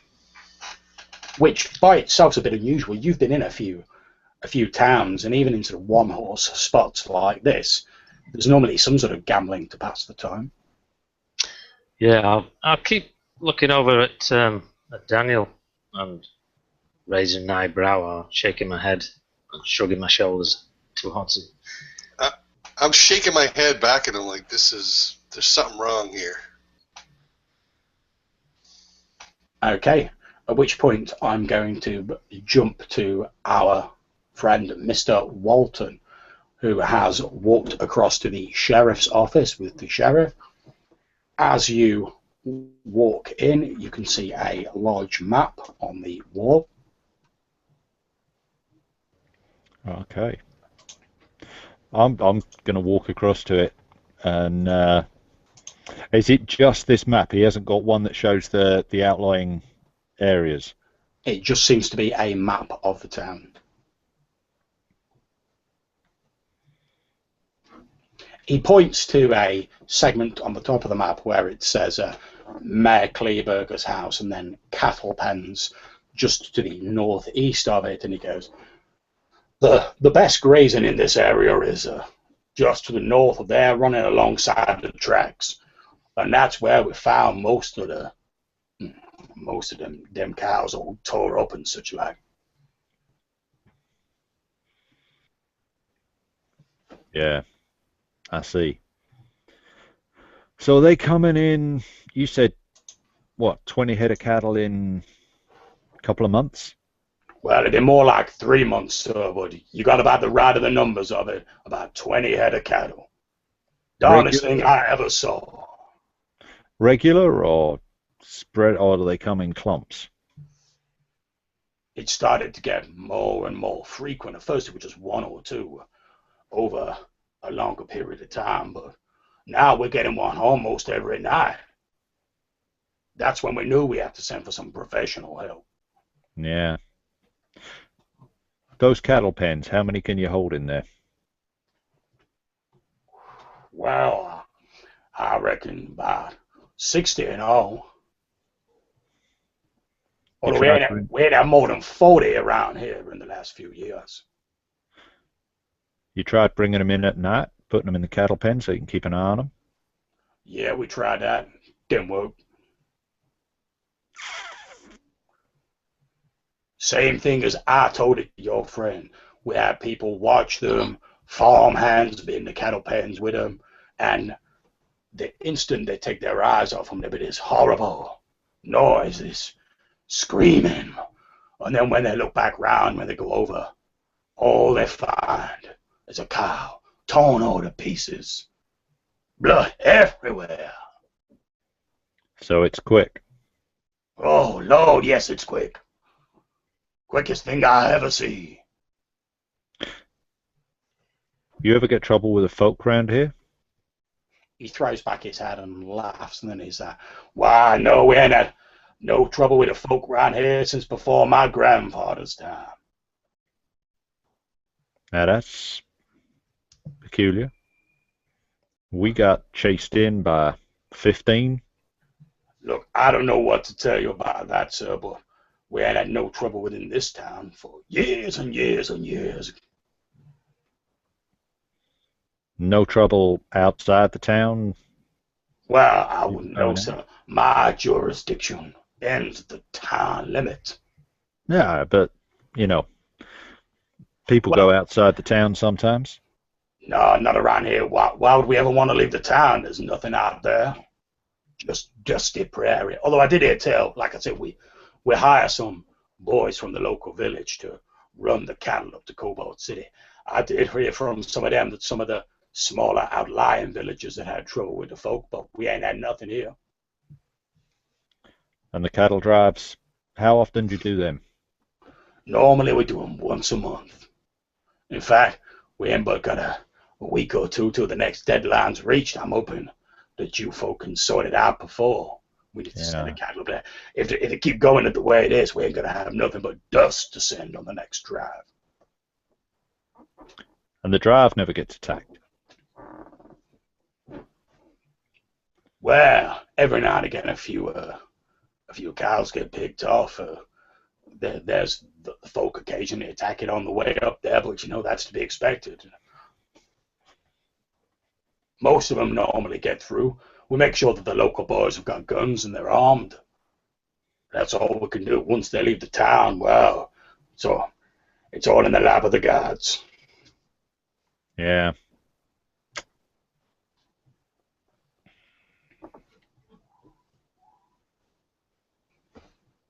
Okay, as he's continuing to talk, Ambrose, you get this odd sort of slightly queasy feeling from your stomach, and your stomach makes this noise. Yeah, so I guess I'm pretty hungry then. Right, sorry, that was for Ambrose rather than yourself, Yeah. LaRose. I confused them. Yeah, I confused the surnames. I'm sorry. I tell you, to make it easier from now on, I'll refer to Ambrose as Ambrose, and I'll refer to you as Doc. How's that? Yeah, Doc, Jake. Okay, cool. Mm-hmm. So, like I say, you hear this sort of burbling, grumbling sound from your stomach, Ambrose. An unusual burbling, grumbling, or just I'm hungry and I haven't had anything for a while? Well, you have not had anything but trail rations for a little bit, but you're not that hungry. And like I say, you're feeling slightly queasy as well. Hmm. The sheriff looks at him and goes, "You look a mite pale there, son. I suggest you have a sit down." And he gestures to his chair behind his desk. Yeah, I think that might not be a bad idea. And I sit down behind the desk. How long have we been in here? It's only been kind of 30 seconds, isn't it? And I want to buy about a minute. Yeah, I want to buy Jake as much time as I can. Yeah, I'm gonna sit down and try and just find somewhere to get the get a bit more comfortable. But if I can, just keep looking at the map and just kind of trying to get the sheriff to talk, really. The sheriff's quite happily to talk. He's droning on in the background. You're having a little bit of trouble focusing on what he's saying, and as you're looking at the map, everything seems to be going a little bit blurry, and your vision's sort of swimming slightly as everything keeps slipping out of focus. And at this point, I would like to offer you a fate point related to these ill feelings you're experiencing. I know that, strictly speaking, it's not one of your aspects, but what have you got in mind for the compel? Yeah, I don't understand this either.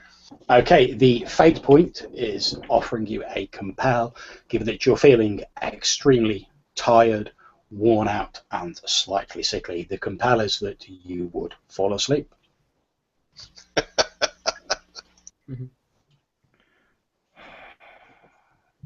Yeah, go on. I'll take it. There you go. And your head slumps forwards as you're looking at the map.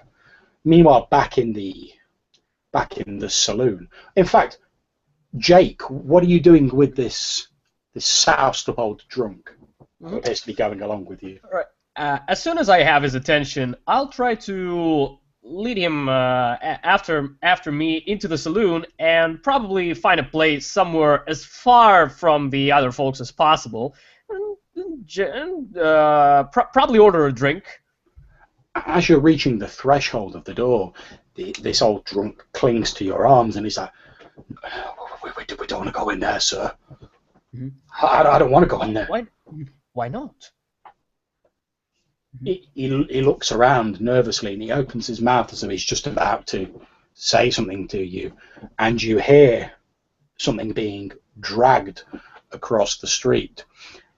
As you glance in that direction, you see the sheriff walk out with your friend Ambrose with his arms sort of draped over his shoulder.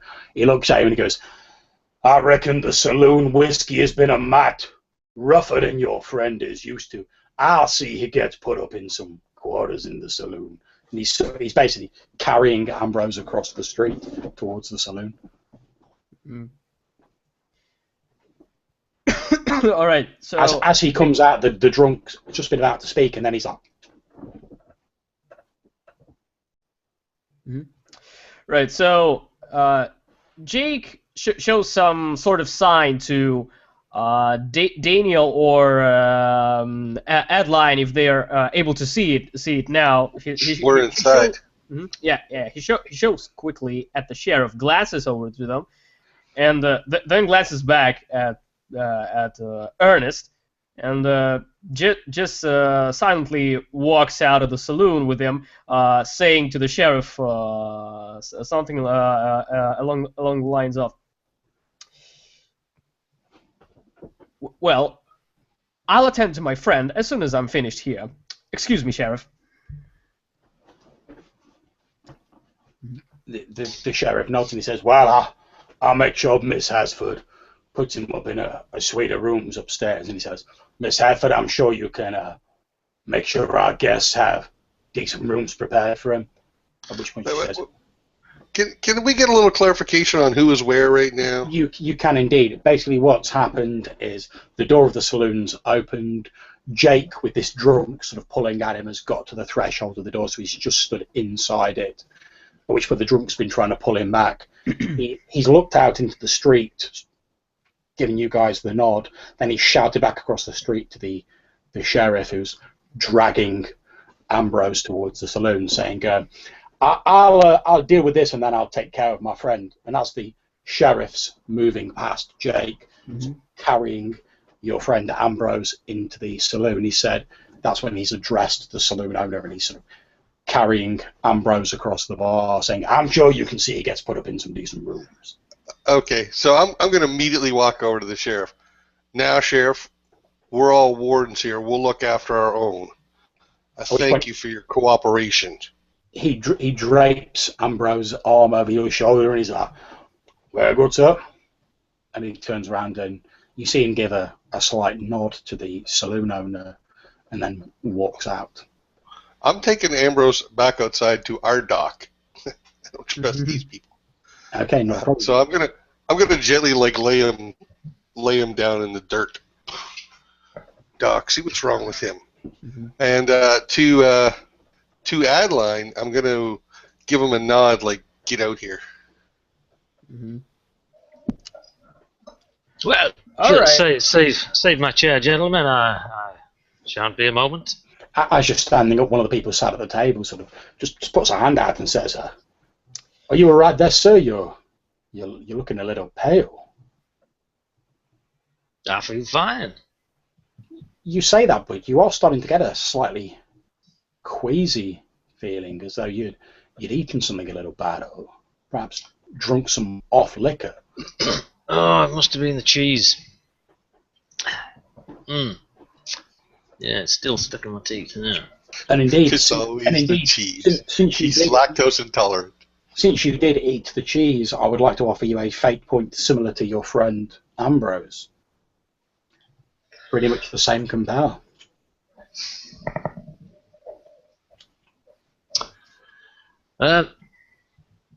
I'm going to resist that. Okay, not a problem. Because Spend yourself a fate point.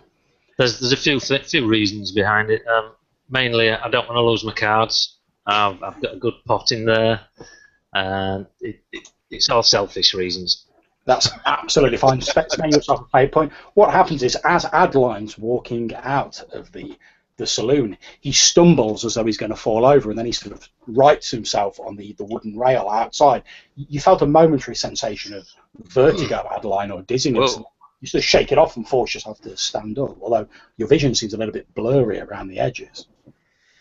Yeah.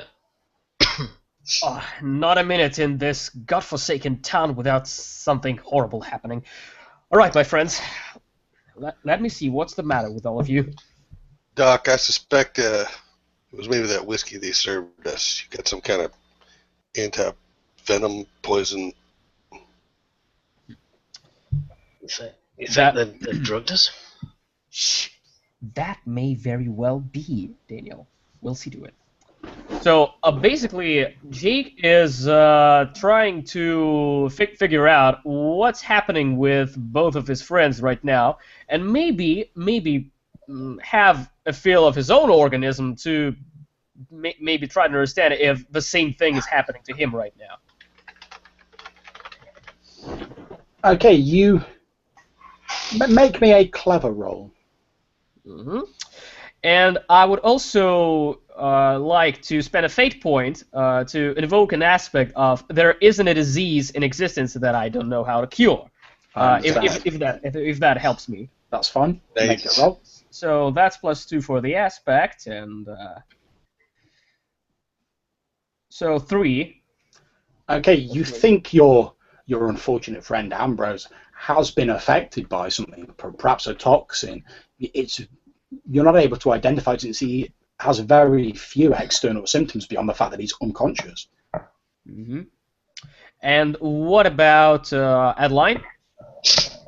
Queasy, dizziness, blurred vision. I'll steady myself against a post. You expect perhaps that Adeline's been dosed, for want of a better term, with something similar, although he seems to be doing a better job of fighting it off. Perhaps he's got a slightly stronger constitution.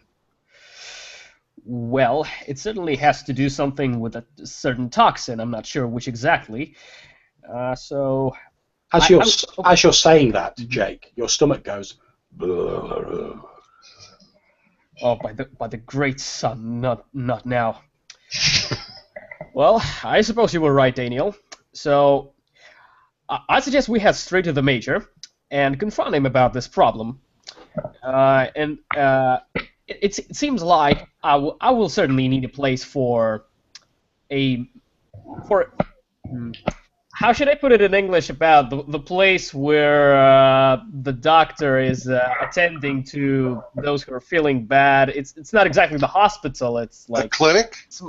Well, maybe it's like something mobile. All right. I suppose a sort of healing station would be the. Yeah. The station would be the word. Station. Well, I suppose in the end, there is certainly need for us to set up a healing station. Come on. I'm inviting Ernest to come along, and as we go along, I would like to lean to Ernest and talk to him quietly. Okay. Respectfully, Mr. Ernest, you seem like the only sane person in this entire town.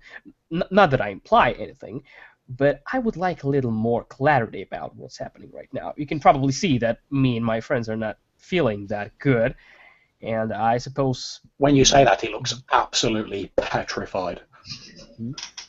So, and what exactly made him... What exact words? It was the instance when you said, as you can see, me and my friends aren't feeling well. He was like... Mm-hmm. What? Do you happen to know something about this?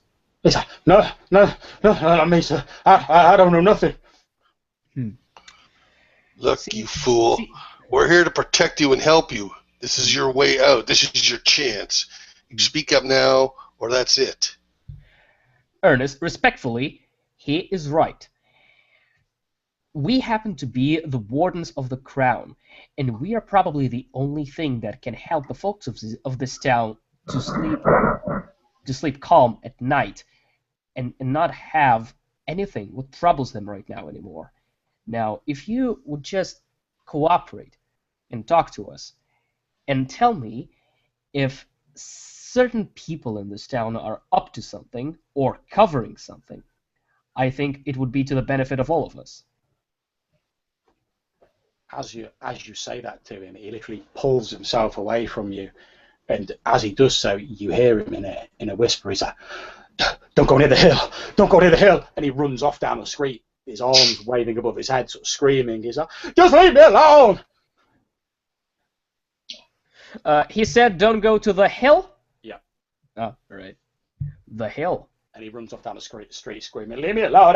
No!" He's shrieking at the top of his voice. The hill, whatever the hell that was. The mayor, did he want us where he wanted us to go? Was that the hill? Was that the same spot? The cattle grazing land is on the sort of very lower slopes of this hill that seems to be studded with grave markers. This boot hill that you saw when you first rode into town. Okay, so I said I knew it. See, that mayor's in on it. He was trying to lure us there.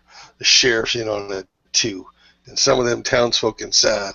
I think they know something they're not talking as well. At this point, I have my gun out, and I'm sort of walking with it like by my thigh, so it's not too obvious, but it's pretty damn handy. If someone sees it, I'm okay with that.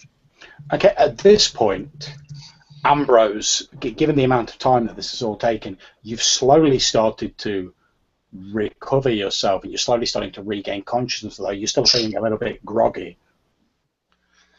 Doc, see what you can do for him. Even if you can't cure him, maybe you can give him something to get him on his feet.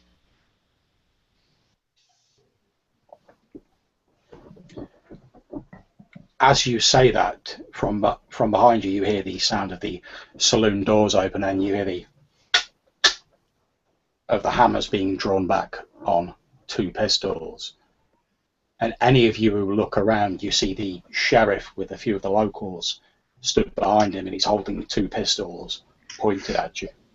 Now, Sheriff, you know it's against the law to draw a weapon on the wardens of the land. So you better state your intentions fast, or I'm going to put a bullet in your head. It's only an offense if anyone survives to tell the tale. I'm sorry, dear Game Master. Yeah, what? Probably due to the connection issues, I couldn't make out anything you just said. So if you would kindly repeat it. No problem at all. The The sheriff has stepped out of the saloon with a posse of the locals behind him. He's pointed two guns at you. Daniel has said, it's an offence to draw a gun on a warden. You best be prepared to follow through with your actions. At which point the sheriff said, it's only an offence if someone survives to tell the tale. All right. I shoot. I'll draw and fire. Okay. At which point him and the locals, who I'm rolling for as a mob, will all go for their guns. So it will come down to a quick roll to basically see who gets the drop on who. No, I don't think so. Because I am the fastest gun in the lands, I'm going first. Okay, not a problem. Go for it. Yeah, so I'm shooting him between the eyes here. Oh, I should actually. I get 2 to that because I can. I don't need 2 really. Okay, not a problem. You'd be drawing with me at the moment with your +2. All right, so I'm going to spend a fate point, being a gunslinger, that I'm going to like really put this guy down in one go, just bang. So I'm going to add 2 to that, so that's going to be 4 stress on it. Okay, not a problem. Would you care to narrate how you drill him in the chest as you become a blur of motion pulling your gun up? Right. So as soon as I see them as soon as I see them like do their reaction after what he said about no witnesses, it was just like, okay. And after I shoot him, so the bullet hits him and he just goes like staggering back and falls in the dirt, and then I spin the gun around, cocking or like doing a reload. You know what I mean? Like, and I point at the next one, and I'm gonna do that to flashily, to gain an advantage to the rest of them, on the slim chance I might intimidate them to back down. Or... Make your flashy roll. Oh, not bad at all. Okay, you have 2 free invokes due to the fact that they are unnerved. In fact, you hear a sharp intake of breath as they're all like, and step back as this bullet hits the sheriff, spinning him round in the spot, and he falls to the ground. Perfect. Okay, what are the rest of you doing? As everything seems to slow down, the locals, as they're stepping back, are going for their guns. You've literally just seen the gun seem to appear in Daniel's hand, and down went the sheriff. Right. Is there anything on the street that may serve as a cover? There is a small trough nearby for feeding and watering horses. There is the wooden bar that your horses are tied to. There are, of course, the horses. There's various rails coming down from the different shops that you could potentially shelter behind. Is there probably a barrel with water standing nearby, which I could potentially hide behind? Indeed, there is. So Jake is moving with a revolver in his hand towards this barrel. He's standing tall for now, but he's moving towards it. He's pointing the gun together with Daniel at this mob and shouting, "Stand down now! We are Cobblestarks. We prevail here. Now lower your weapons." As he's saying that, his loud voice ringing out. I'm acting all flashy. I'm trying to intimidate them and make them not want to confront with us. Okay, make me a flashy roll. Hmm?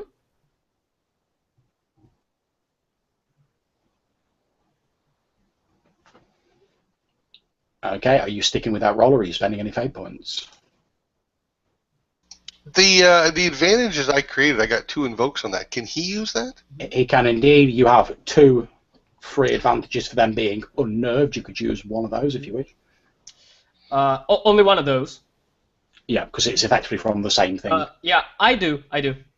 Okay, not a problem. So that will bump you up to 3.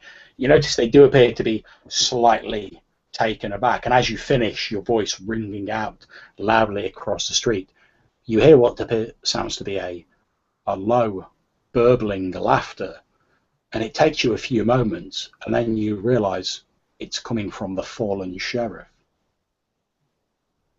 Now I'm going to jump across to Ambrose, who's been slowly sort of waking up. Now that spurred into wakefulness by this going on.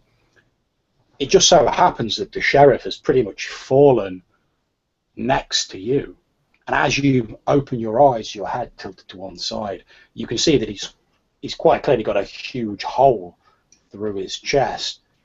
But you can see his lips moving as this laughter's emanating from them. And what appears to be an almost clear but slightly tinted green substance runs out of the side of his mouth, dribbling down into the dirt. And you could swear for just a brief second, little more than a brief second, you see something moving inside the hole on his chest. Now, I've travelled all over this world and I've seen some strange things. Indeed, you can make me a clever roll if you wish. Yeah, that's not going to be my best. I can't think of a way of doing it quickly. So, well, I can think of an obvious way of doing it quickly. Having a quick look and leaping to your feet and getting the fuck out of the way. Yeah, but that's not gonna get me an answer. There's movement inside the hole in his chest. Indeed. Can I quickly draw and shoot at that same hole? Yep, not a problem. He's lying. 3 feet away. Yeah, you can literally just bend over and go. I'm not even going to make you make a roll for it because he's just like lying there. I'm going for whatever movement there is there. Okay, as you fire into the hole on his chest, and like you say, you've been around, you've seen an awful lot. As you peer into this hole and you, for a brief moment, illuminated by the flicker of the gunshot, you see what look to be vines or something along those lines inside the actual hole in his chest, of green vines covered in this slimy substance, and then they slither back into the recesses of his chest as your gunshot fires in.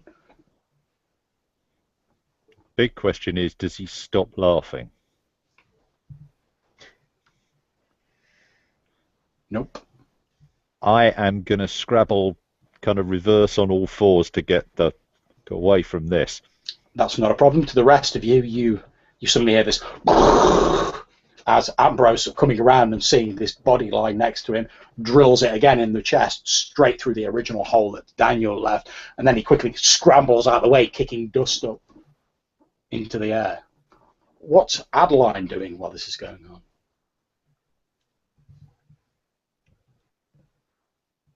You're on mute, Ian. Mm-hmm. You still? I am muted. Adeline's muted for once. Okay. This group of townsfolk in the doorway of the saloon. Adeline will take a couple of quick steps up towards and place his gun against the temple of the first guy, and just shout in general to them, "Drop your weapons! Drop your weapons!"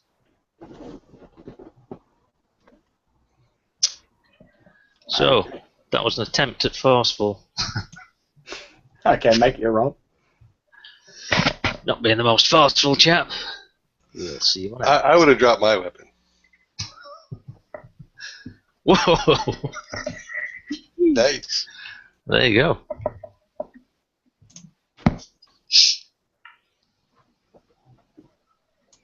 Okay. So, +3, good. A couple of them drop their weapons and start sort of scrambling to get back into the saloon, leaving about 8 of this posse still stood out there holding their weapons. Good. Okay. Leave my money on the table. At which point they return fire. Now, since I'm rolling for them as a mob, I'm going to say that they're shooting at Daniel, since he's the one who's proved the most threat so far. You can attempt to make a dodge roll or something along those lines if you wish. Sure. I guess I will try to. A quick question.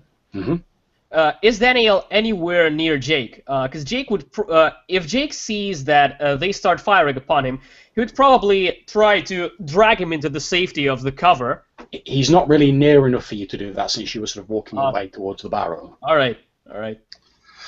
I guess I'm going to try to quickly dodge out of the way, and I'm going to use my other free invoke to aid me. Okay. Okay, that's fine. So, good thing I did. Look at that. Isn't that terrible? You got a frickin' 6. Okay, so you're currently on 3. Yeah. Can I spend a fate point to re-roll that? As long as it goes in with one of your aspects, yes. Right. Well, I don't. The only thing I fear is failure, so I can't lose to these guys. That's fine. Spend a fate point to make your reroll.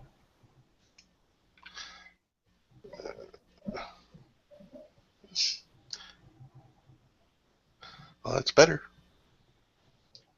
Okay. You take a point of stress as one of the many bullets that these locals fires dings the side of your head.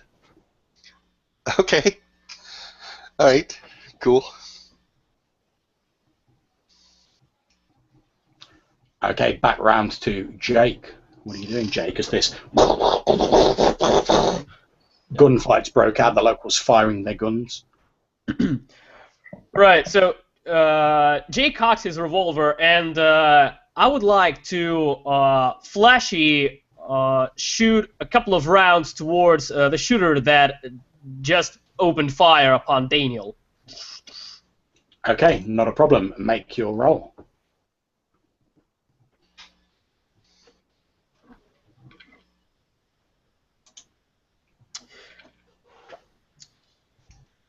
Oh. Currently, you would be missing. Right. Mm-hmm.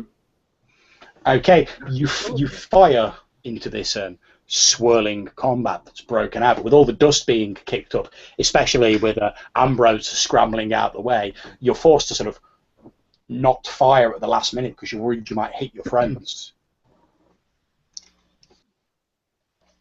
Okay. Meanwhile, Ambrose scrambling away. What are you doing? You skipped me there, John. Apologies. Shot at me. No biggie.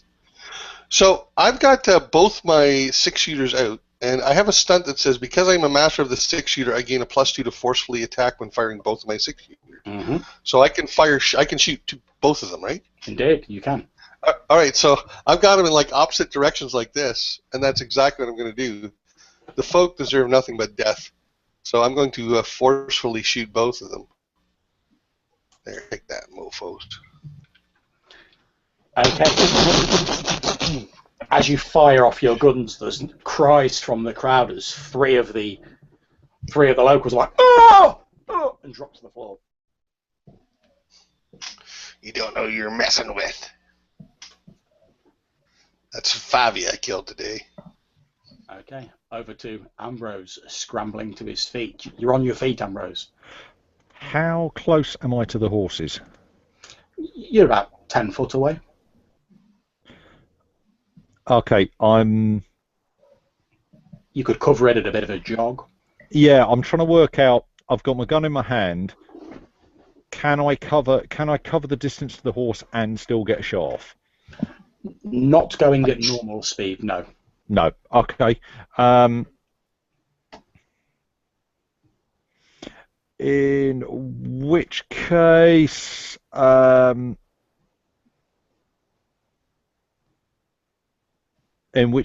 just gonna I'm gonna back up towards the horses, but I'm gonna get a quick shot off while I'm doing it. Okay, not a problem. As you back off, make your shooting roll. Okay, I'm gonna do that quickly.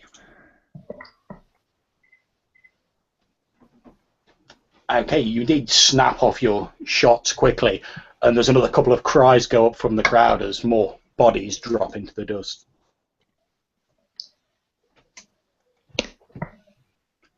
So we go over to, last but not least, to Adeline. Okay, this fellow who I've got my pistol to his temple, he's going to act as my human shield. So I'm either cleverly or sneakily going to move my left hand up under his left elbow and put my hand to his throat and just use him as a shield and back away from the rest of the guys with the guns. Okay, not a problem. Would you like to roll to create the advantage human shield? Yep.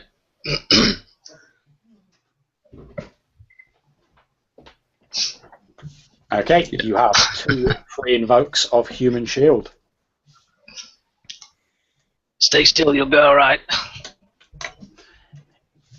Your words sort of rasped into his ear don't seem to provide an awful lot of comfort to him as he's being dragged backwards by this guy sort of like shooting under his arm or pointing the gun under his arm. Okay, we jump back around to our young doctor. So, can you tell me, please, what just happened? So, what did I observe just now? Basically, the combat's still going on. All of your companions, apart from Adeline, have taken down locals. Adeline has basically grabbed one of the locals with his hand around his neck and is like pulling him away like a human shield, pointing his gun under this man's arm. Whatever.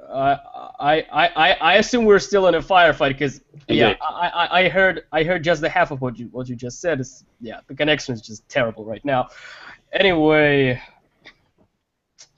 so is there some sort of so the shooters that are opposing us? They are standing near the wall of the saloon, right? That's correct. Is there some sort of canopy, overhanger that's hanging over them, and that could probably be brought down upon them to confuse them? If I say shoot something, and it breaks, and thereby lets the canopy fall upon them. There's certainly the saloon sign that's sort of hanging above them by some rope. Now, are you trying to shoot that down in order to throw them off their game to create an advantage, or are you actually trying to do it to do damage to them? Yes, I'm trying to create advantage in that I confuse them. Okay. If it falls over them, I try to make it so that it falls over them. So what should I roll for this? Okay. Well, I would suggest that careful might be applicable, or forceful could be applicable. What approach should I use for this again? Like I say, it could be careful, it could be forceful. It depends how your character's choosing to do it.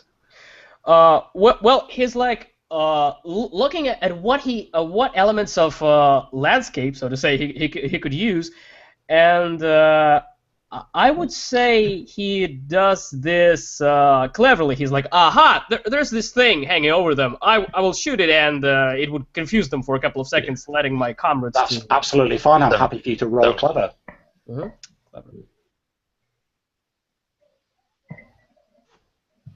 Okay, not the problem. You have 2 free invokes of distracted. As you fire up at this sign, neatly severing the rope, it drops down to just in front of them, and they scatter, separating to avoid it. Okay, back to Daniel. All right. How many are left standing? Yeah, I got that. How many are left standing now? Because we took out a bunch. 5, I think. There are 3 still standing. All right. Well, I'm going to take them all out. I'm going to continue to like, and the fact that they're confused is only going to help me.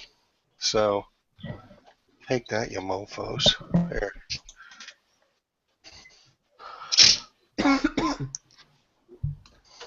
Okay, I will tell you that if you use one of your free distracted, you will have enough to take them out. I believe I just did. Okay, splendid. In which case, would you care to narrate how, with practiced, expert gunslinging skill, you dispatch the remaining 3 local yokels? Right. So I hate the folk, and I've spent 6 years training myself just to be good at killing them.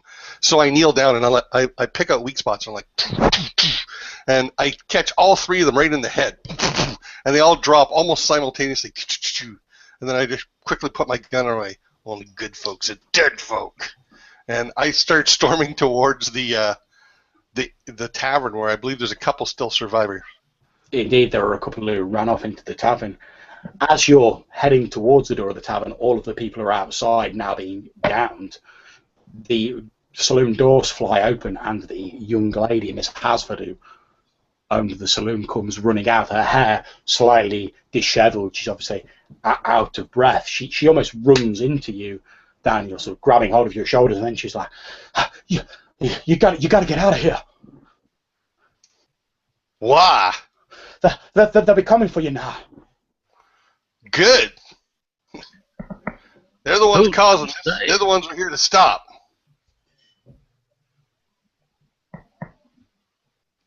Who are they, my dear? Who are they? She goes, they'll be coming for you now. Now they've heard all this. They'll be coming down from the hill. Ooh, the folk? She shakes her head. The townspeople.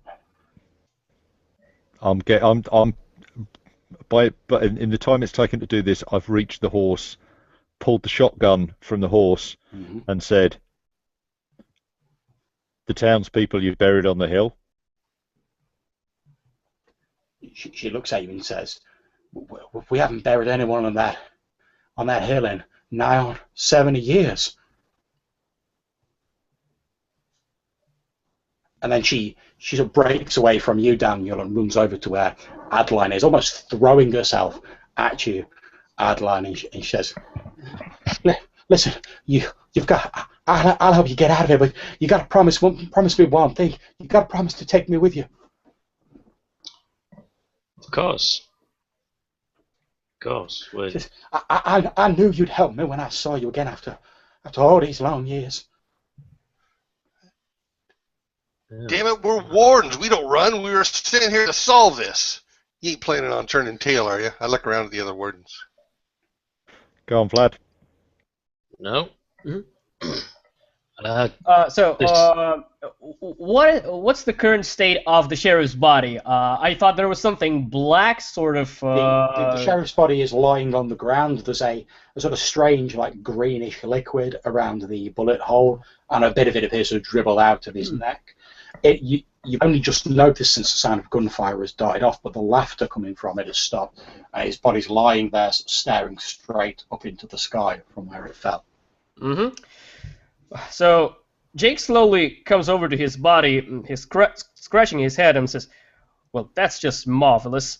And after that, I would like to use a stunt. Well, not a stunt, I believe. It's that gift of mine. That Jake has a power to temporarily revive dead people, I believe. He does indeed.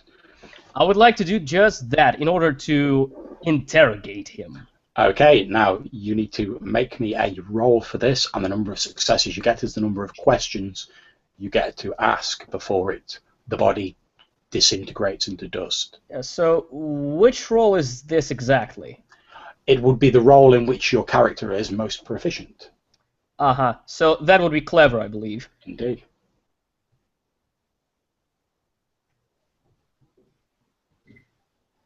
Okay, at the minute you would be able to ask him 2 questions unless you. Can I spend a fate point? You can. Are you going to re-roll or are you going to boost it by 2? Let me see. Yeah, boost. Unless you got 3 minuses or 4 minuses. Well, yeah, I may have boost. However, I'm not sure whether any of my aspects is good enough for this, because qualified practitioner of medicine doesn't quite. Don't forget that you, as per the original thing, your powers are also aspects that can be. My power is also an aspect. Yes, that's correct. Right. So I use my power as an aspect. So I've obviously done this before, and I use this to get a boost. Okay, not a problem. That gives you 4 questions. As you sort of basically lay your hand on the head of the deceased sheriff, and after a few moments his body spasms and he goes, "Ugh!" No movement returns to the rest of his body, just his head sort of rolls around to look at you, and he gives a little cough, a bit of this green goo dribbling out of his mouth. Now, Sheriff, that display was just plain outrageous. Who you're taking orders from? Who is your master? He's like, Send me back. The power of God compels you. Who is your master? As he opens his mouth, you notice that his mouth isn't really moving. His mouth's just hanging open, and this voice appears to emanate out of it, little more than a reedy whisper, as though you're listening to his voice echoing down an impossibly long corridor. This voice says, the Lord on the hill. Lord, whatever it is, why were you doing this to this town? What was the purpose of it all? I have not done anything to this town.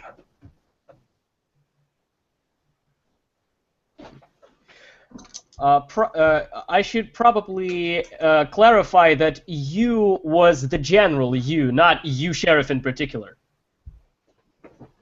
I should have probably said what all of you were doing to this town. As you're talking to him, you notice that his body has slowly started to crumble as he's answering these questions.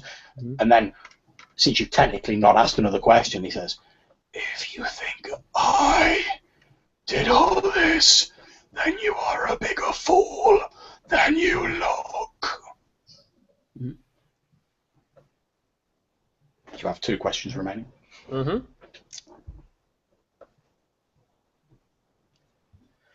What is your master trying to achieve, you filth? Our master makes the land fertile and blesses us with health in return for sacrifice. Marvelous. And finally... Excuse me, Doctor, may I suggest a question as to perhaps ask him a flaw of this Lord on the hill? Most definitely, Adline.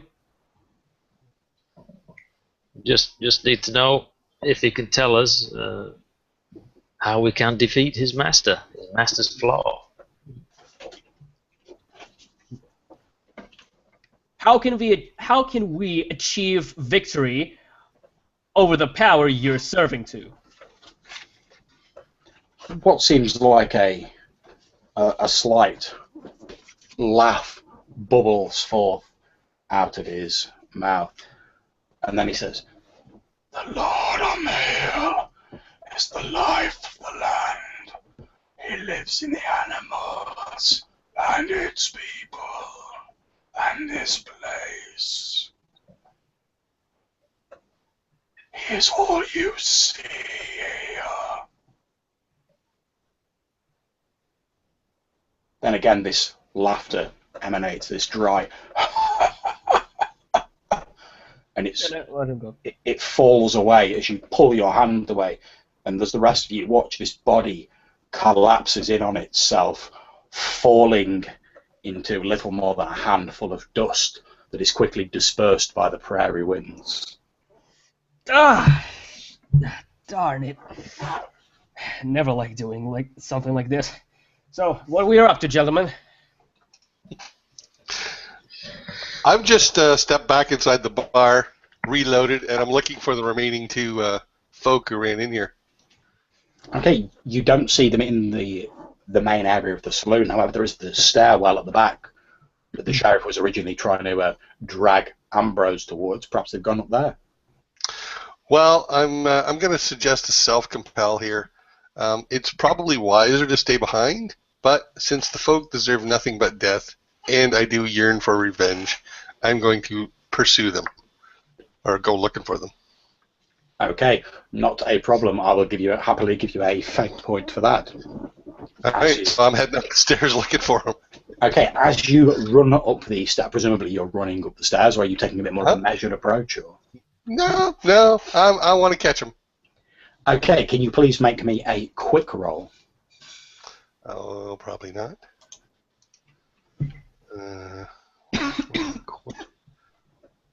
Quick is 1. Sorry.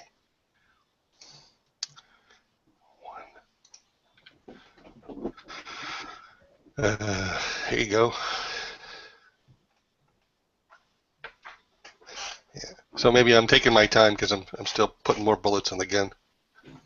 Okay. Since I beat you at the roll, you take, presumably since you're sticking with your +0 roll, you take 2 stress.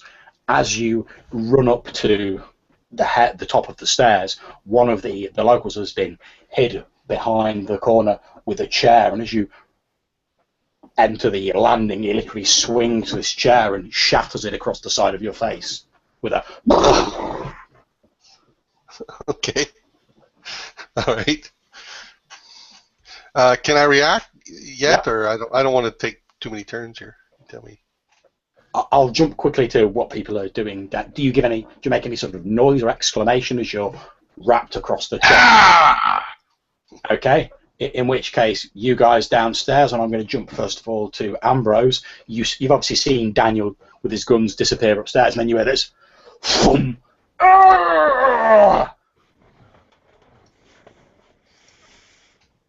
Okay, I'm gonna curse, bloody idiot. Turn to Adeline and say, find out from her how many more there are in the town.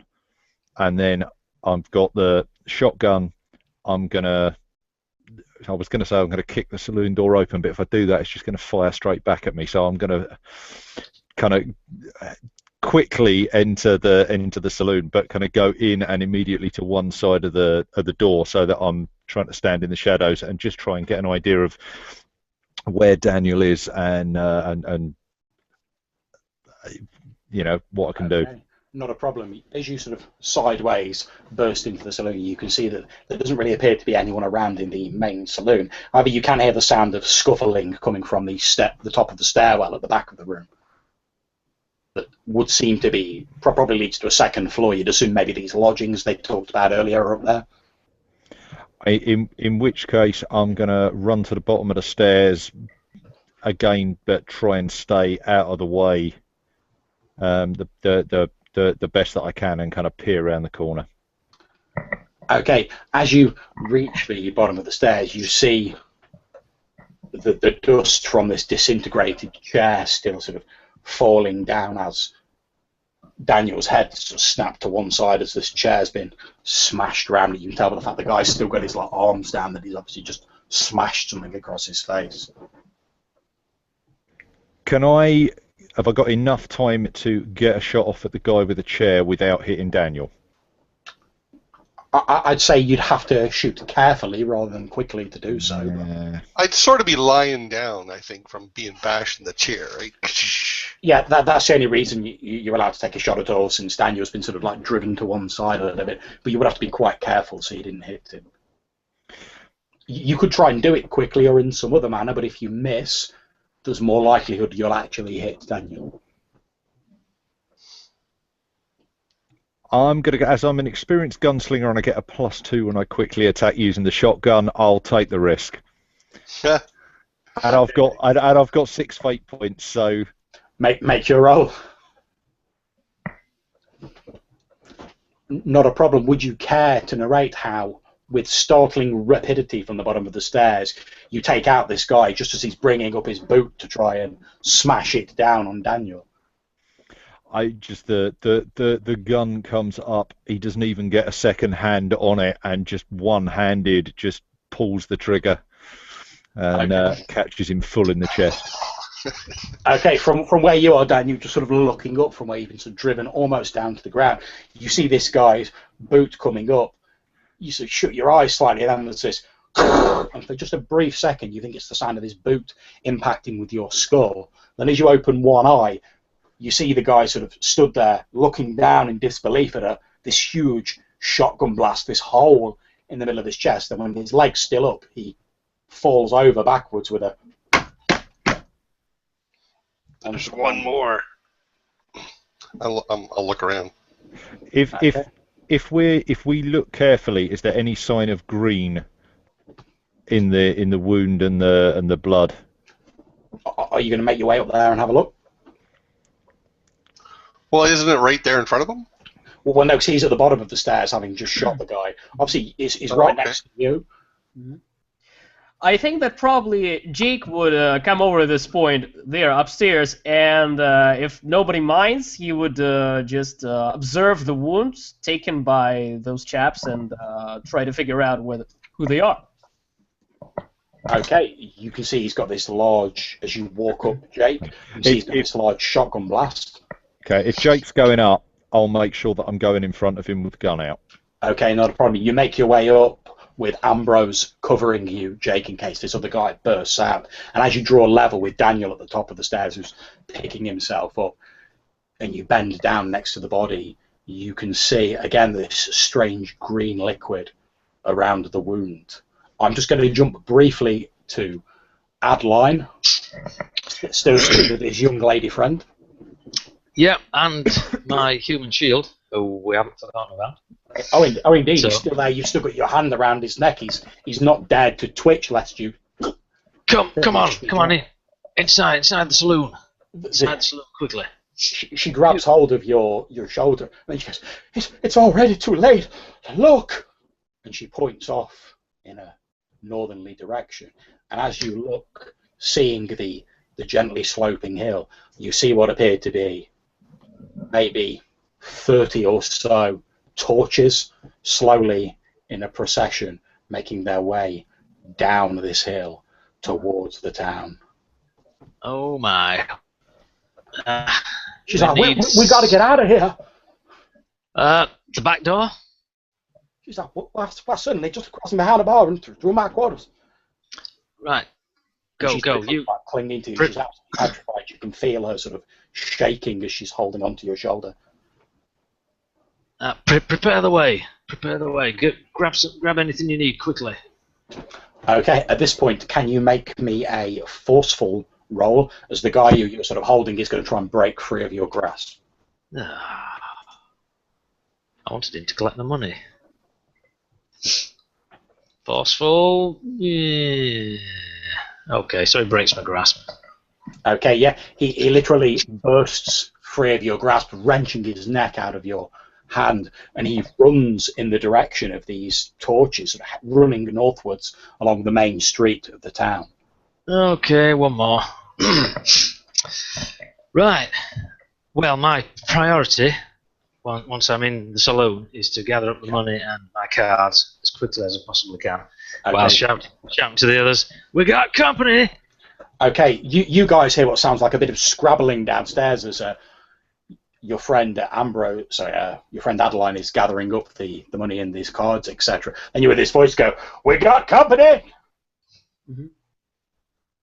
So meanwhile, back up at the top of the stairs, Jake, like I say, you're looking at this body, you see the strange sort of green slime around this huge shotgun blast in the center of this guy's chest. And that tells me what exactly? Okay, you're not sure what it is. It's quite clearly not blood or anything along those lines. In fact, since you've made me a clever roll. Mm-hmm.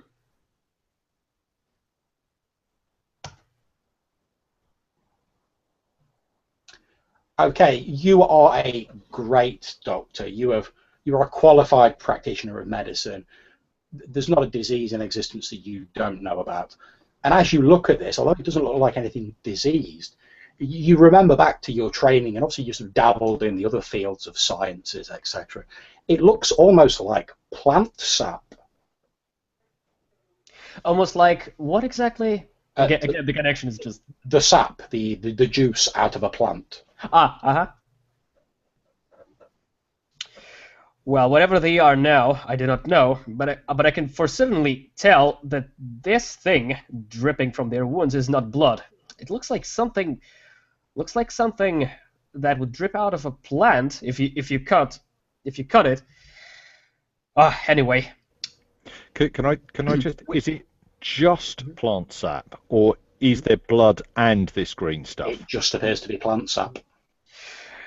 Whatever they are now, it doesn't matter. We've got company, and I suggest, gentlemen, that we get out of here as soon as possible. Okay, now, Daniel, I believe you've been sort of looking around for this other guy, if I'm correct. Yes, I'm picking myself up off the floor, and I'm looking for this last guy. you throw open the doors of a number of rooms, and as you reach the third room on this landing, as you open it, you see this shocked face look up as you see this guy you've been trying to locate as he's sort of half out of the window, like he's trying to climb out of the window. Yeah, I grin at him. I say, "Thanks for finding me an exit," and I'm going to I'm going to shoot him in the face. Okay, make your roll. Oh, it's not very good. Okay, I'm currently. All right. Yeah, I'm going to spend a fate point. The folk must die. They deserve nothing but death. Okay. So I'm going to spend a fate point. Yeah, I'll take the tie. What does the tie mean? Tie's advantage, but no damage to him, right? That's correct. So what I'll say happens is your bullet grazes him. He lets out a shriek, topples backwards out of the window, landing in a heap in the dusty street. However, you get a free boost because he is disorientated. Perfect. Well, he's lying there. I'm going. Yeah, I've already taken my action, so I don't know how far I can go, but I'm basically just going to go walk over and kick him in the face then. Okay. Are you going to go out through the window, or are you going to go back down and through the stairs and through the saloon? I'm going to go out through the window. It was an exit. Well, I mean, unless I can see the mob approaching that window. Indeed, as you look out the window, you can actually see this parade of like torches heading down from the hills. It'll probably only be like a few minutes until they reach the outskirts. Okay, no. I'm after kicking him in the face, I will do a 180, and I want to find a window on the opposite side of this building. Oh, that's not a problem. There's windows all over the outside of this building. Right. What you guys see is you see Daniel walking down the landing, throwing open these doors. Then he looks in through a door, smiles and says, "Thanks for finding an exit for me." Fires his gun into the room, and you hear this. Ah! And then he turns around and walks back out and walks into the room. Daniel, are you satisfied now? No, but there's too many at once to kill right yet. We'll find a place to hold up and fortify a plan out the back way. And I start heading towards the back. Do I have to spend a fate point to use a stunt? No, not at all. Okay, in which case I've got a contact in town. I don't know who that is. Well, would you care to speculate about what sort of contact it might be?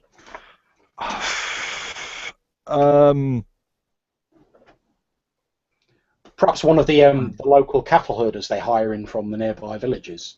Maybe you scoped out a bit of sort of like the locals before you came here to sort of get a bit of local knowledge. Okay, yeah, no, that sounds good. So I know this guy's in town. So I'm gonna shout to Susanna and say, what we saying? This guy's name is. I would say his name is Maxwell Buchanan. Okay, so I'm gonna shout to Susanna. Do you know a Maxwell Buchanan? Do you know where he'd be? She says, "Why? Yes, of course. He's one of the boys from the villages. He takes the cattle droves up for us. I occasionally let him stay here. You know, we're not with him making much wage. His wife's probably out in the stables round the back." We need somewhere to hold up, or we need to take these horses and get out of town. At which point she sort of nods as you're saying get out of town. She's like, well, surely, so we need to get out of town as quickly as possible. I need you to take me with you. I gotta get out of this place. I don't think the folk are going to let us get out of here. I think they ran us in here and they left laughing because they knew what we were coming up against. She shakes her head and she's like, "Why? No folk could dare come within the outskirts of this town." Yeah, they won't come within the outskirts of it, but they'll stop us leaving. She looks a little bit scared when you say that. She shows you a sort of back exit and says, "Why this door here? This door leads to the stables." We just need to find a place to hole up. We ain't turning tail and leaving. We're here to solve this problem, not run from it. Well, we need to leave town and find somewhere out of town. If we Or take the else- horses now, they can track us. If we go without them, then we can't leave later. We need to make a decision and quick. What are we going to do? Jake? I say we find a place to hide.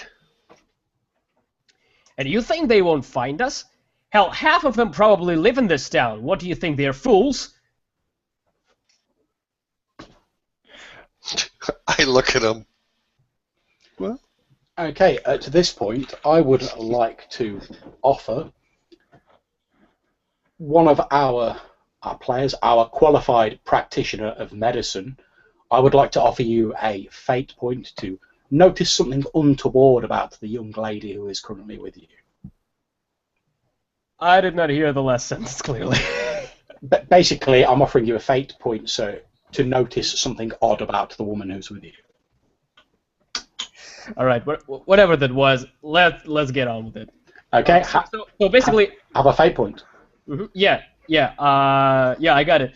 I just didn't hear you clearly what exactly. Okay. So anyway, Basically, because as you're sort of watching this woman who's saying, "Oh, we need to get out of town. I'll show you the back way out of here." You notice that she has what appears to be a small cut on her arm, so she's probably nicked herself while she was doing some of her chores. Now, you'd expect a small cut to be sort of scabbed over and have a sort of dark red colour to it. However, you notice the scab that has formed over this little cut is more a sort of deep green colour. my lady, may I have your attention for a second? I think you've injured yourself there. She says, "Oh, it's nothing. I cut myself the other day while I was preparing the victuals." Respectfully, considering which situation we are in now, it may be dangerous. We've got poisoned in this town, and whatever dwells here may have affected you as well. So if you don't mind, I would attend to this injury right away. Now, in the meantime, over her shoulder at Adelina, you notice a look of great sadness come over her face, Adelina. Then she sort of holds her arm out towards you, Jake. Mm-hmm. Meanwhile, could somebody please get a horses? We gotta get away from here. So, after calming himself down, he opens his medical bag, just calmly pulls away a couple of instruments, and he observes the wound, and basically he tries to understand whether it's contaminated with whatever was, like that green thing in those dead bodies, and if he could do something about it. If he could probably conceive an antidote or something. Okay, make me a clever roll. Right, and I would also like to invoke my aspect of diseases knowledge, and I'll make a clever roll. Here we go. Okay, it doesn't look so much as though the wound's been infected.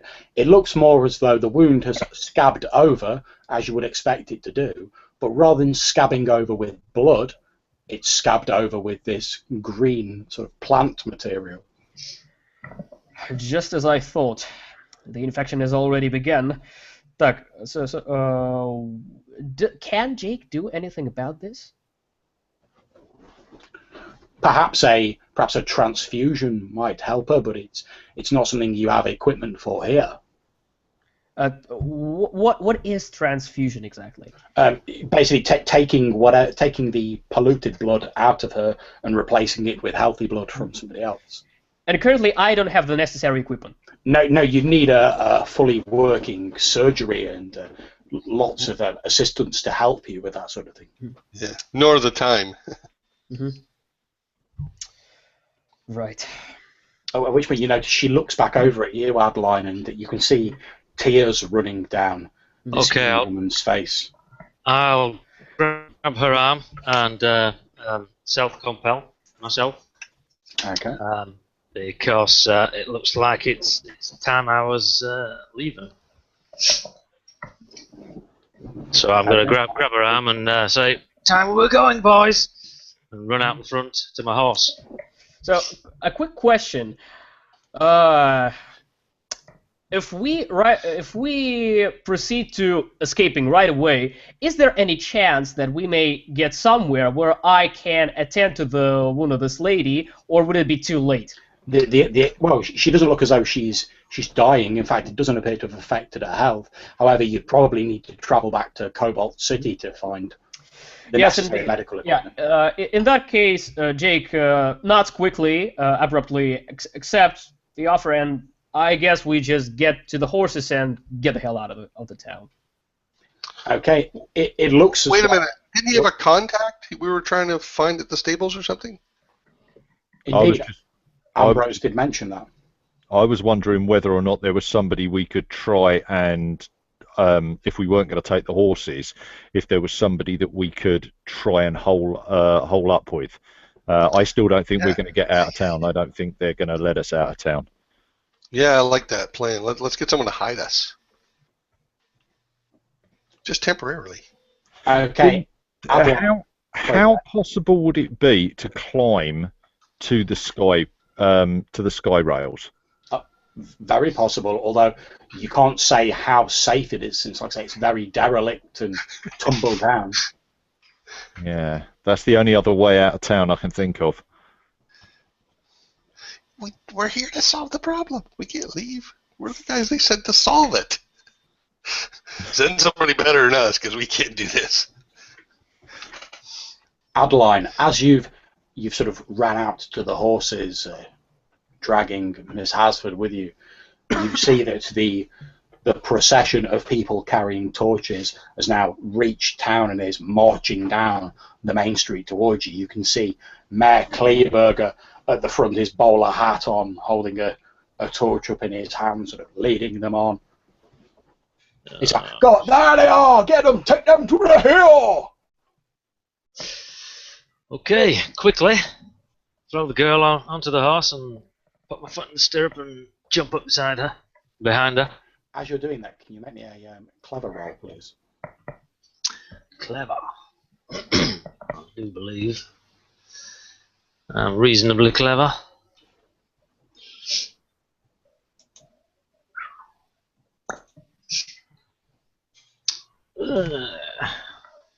Okay, it might just be your imagination, but as you throw her up into the saddle, as I mentioned, there were sort of tears streaking her face.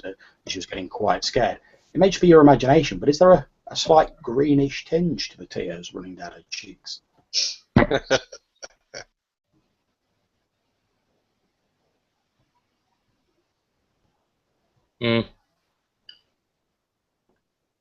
Well, she's obviously under some ailment that we need to sort out.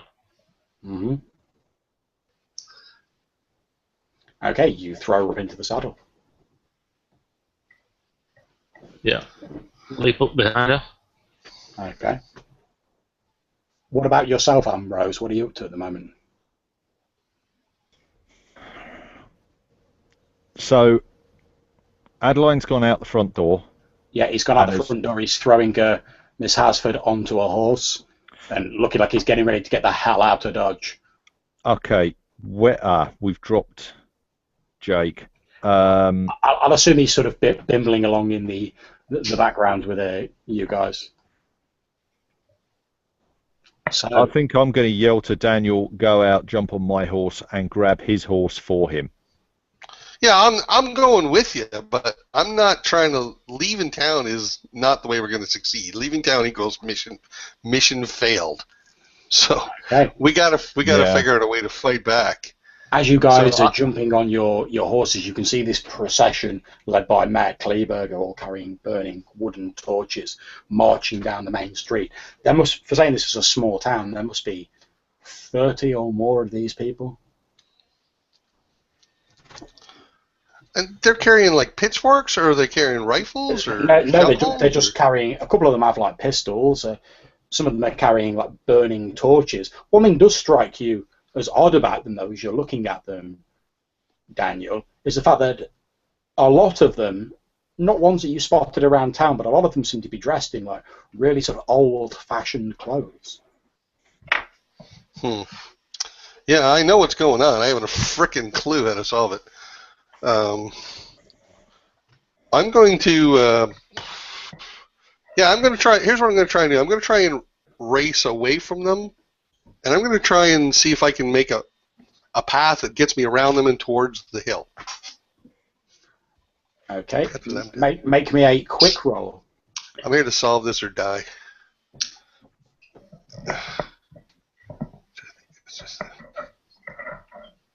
Well, I'm on horse, they're on foot, so hopefully that'll help. John, are they on 2nd Street or Main Street? Main Street.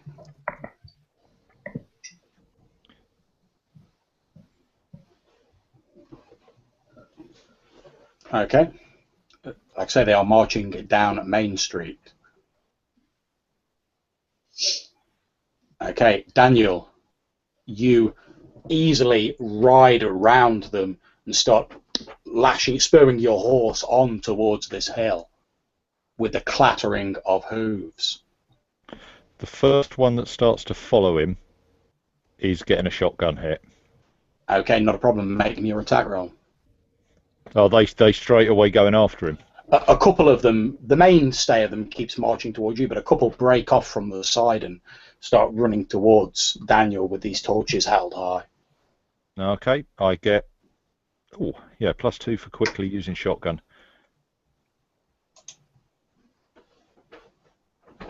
Okay, as you're riding past them, Daniel, a couple of them run out towards you, and then there's a and they just sort of skid onto the ground, hitting the dirt as the shotgun of Ambrose barks out loudly above the crackling of torches.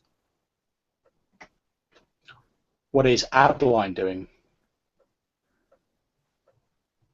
You're muted.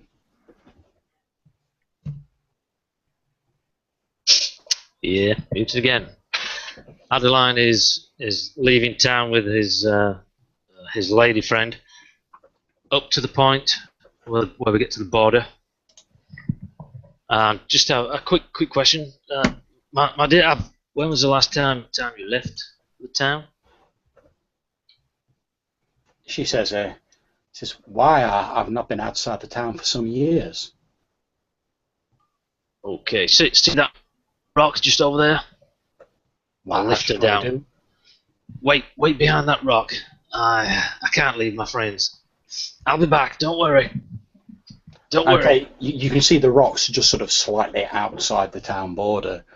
And she says, why, yes, of course. And she starts walking towards this rock. As you turn around to head back and help your friends, you hear a scream from her. And as you look over in her direction, you see that where she's sort of got her arm out in front of her, sort of heading towards this rock, where her fingers have passed the town boundary, they seem to decay rapidly, falling into dust and drifting away. She pulls back her hand, now missing all but a thumb, and sort of cries out in pain. You can see this green liquid dribbling from the stumps of her fingers. Oh hell. Looks like I'm going to have to stay. I'll ride back for her. Lift her up, get some bandage, and just try and do what I can to stop the sapping.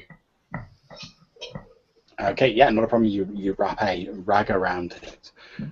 Okay, so duck. Just to catch you up, Jake, you're all outside. A torch-wielding mob is marching down Main Street towards you. Daniel has rode round them and is riding towards the hill. A couple of them started to go after him, but from where he's standing next to you, Ambrose shot the two of them. You've no idea where your friend Adeline is. He rode off with the woman. And what's the reason Daniel wants to get to the hill? He didn't stop to say. So he just headed over there, like, without noticing any one of us. He just sort of got a bit of a determined look on his face, and then rode around this marching mob of people, spurring his horse on. Oh, curses! I wouldn't let this youngster die like this. So, saying this, Jake hastes his horse, and he's basically riding right after Daniel. trying to shoot anybody who is trying to intercept him or Daniel. Okay, not a problem. You fire off a couple of shots, taking down a few stray members of the crowd. Mm-hmm. What are you doing this for? What's the purpose of it all? The source of them has to be at that hill. The townsfolk are infected. Look, they're ancient, they're old, they're crumbling. I don't even think they're properly alive. Something in that hill brought them to life, and I'm going to put it to an end. Got it. Okay, as the two of you ride onto the hill, you start heading up this gentle slope of the hill. Adeline, looking to the left as you're riding back to the town, you can just about make out the two shapes of two of your companions riding up this shallowly sloping hill. Yeah. I'm just looking for a large tree that might have deep roots or something like that, right? If these things are plant sap, I'm looking for a big plant. Okay. I'm just going to briefly jump to Ambrose. Ambrose, you've seen your two friends ride off. Effectively, you're stood in the street. This mob are bearing down on you. You check how many shells you've got left. You've certainly not got enough shells to take on all 50 of these people. Certainly not before they get to you. What are you doing? Okay, I'm already on the horse. As you're sort of getting on the horse, you hear a psst, psst. Where from? It seems to be coming from round the side of the saloon.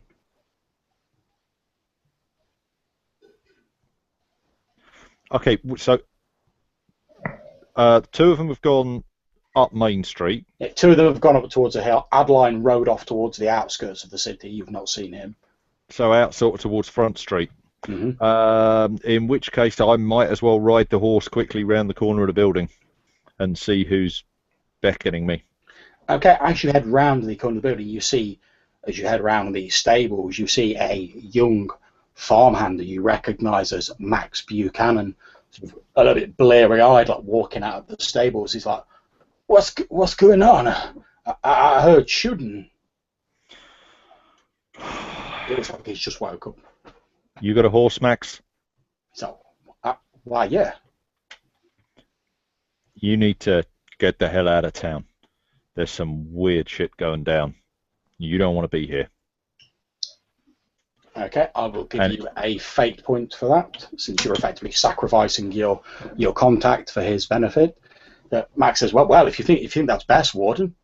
I mean now.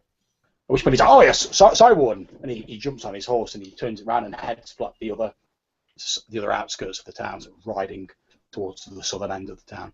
Okay, I'm gonna follow him as far as I can go to see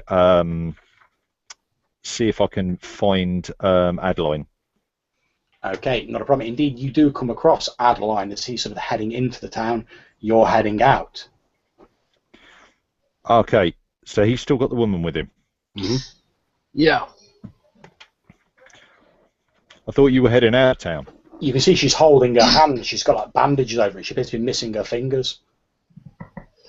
Yeah, we encountered a problem on the edge. It would appear that any of these contaminated citizens can't leave. Okay. That happens. Did you get out of town? No, I didn't get that far. Okay, I'm going to jump back to the hillside posse as the two of you race up the hill, passing by these wooden gravestones. As you reach the top of the hill, you see what appears to be a huge old oak tree sat in the middle of the hill, and hanging down from the branches are what appear to be numerous hempen nooses. Okay, so I'm leaping off my horse. I'm going to ride my horse up near it. I mean, I don't want to get under the branches, but I'm going to get close to it. I jump off the horse, and I'm going to draw out matches. They had matches back then. Yes. Yeah. So I'm drawing out some matches, maybe some paper I can burn, and I'm lighting it, and I'm trying to set this tree on fire. I'm trying to set a blaze around the base of this tree. Okay, make me a roll to set your fire. Right. Okay. I guess I'm going to be careful here because I want to be sure that I get a good fire going. Like, Okay, make your roll. I think this thing. I have a feeling, an instinct, this thing might react. Okay, you set fire to the tree, and it seems to quickly catch. The whole thing being like more quickly than you'd expect. The whole thing being engulfed in a blaze. Then what appears to be a very human screaming echoes from the tree, and instead of sap oozing out of it as it burns, blood runs down the outside of it, pooling on the ground around the roots of the tree. Those of you who are in town, all of the townsfolk throw back their heads and begin screaming in unison. Then as you watch, they slowly, then quickly, then almost instantly begin to crumble to dust, their skin drawing tight around their bones, and then blowing away on the wind until all that's left is a pile of mouldering bones in the town square. And what about our wounded barmaid? As you look at the wounded owner of the saloon, Adeline, she reaches up. You can see the skin has started to crumble and break away from us, sort of drifting away on the evening wind. She gently touches your face and then just says, I'm so sorry. And then she drifts away as little more than a cloud of dust, and silence falls over Edge Hill. Take my hat off and hold it across my chest. Damn, awful waste. The only sound that remains in the village is the slight lowing of Kleberger's prize herd of cattle, while those that remain in the distance.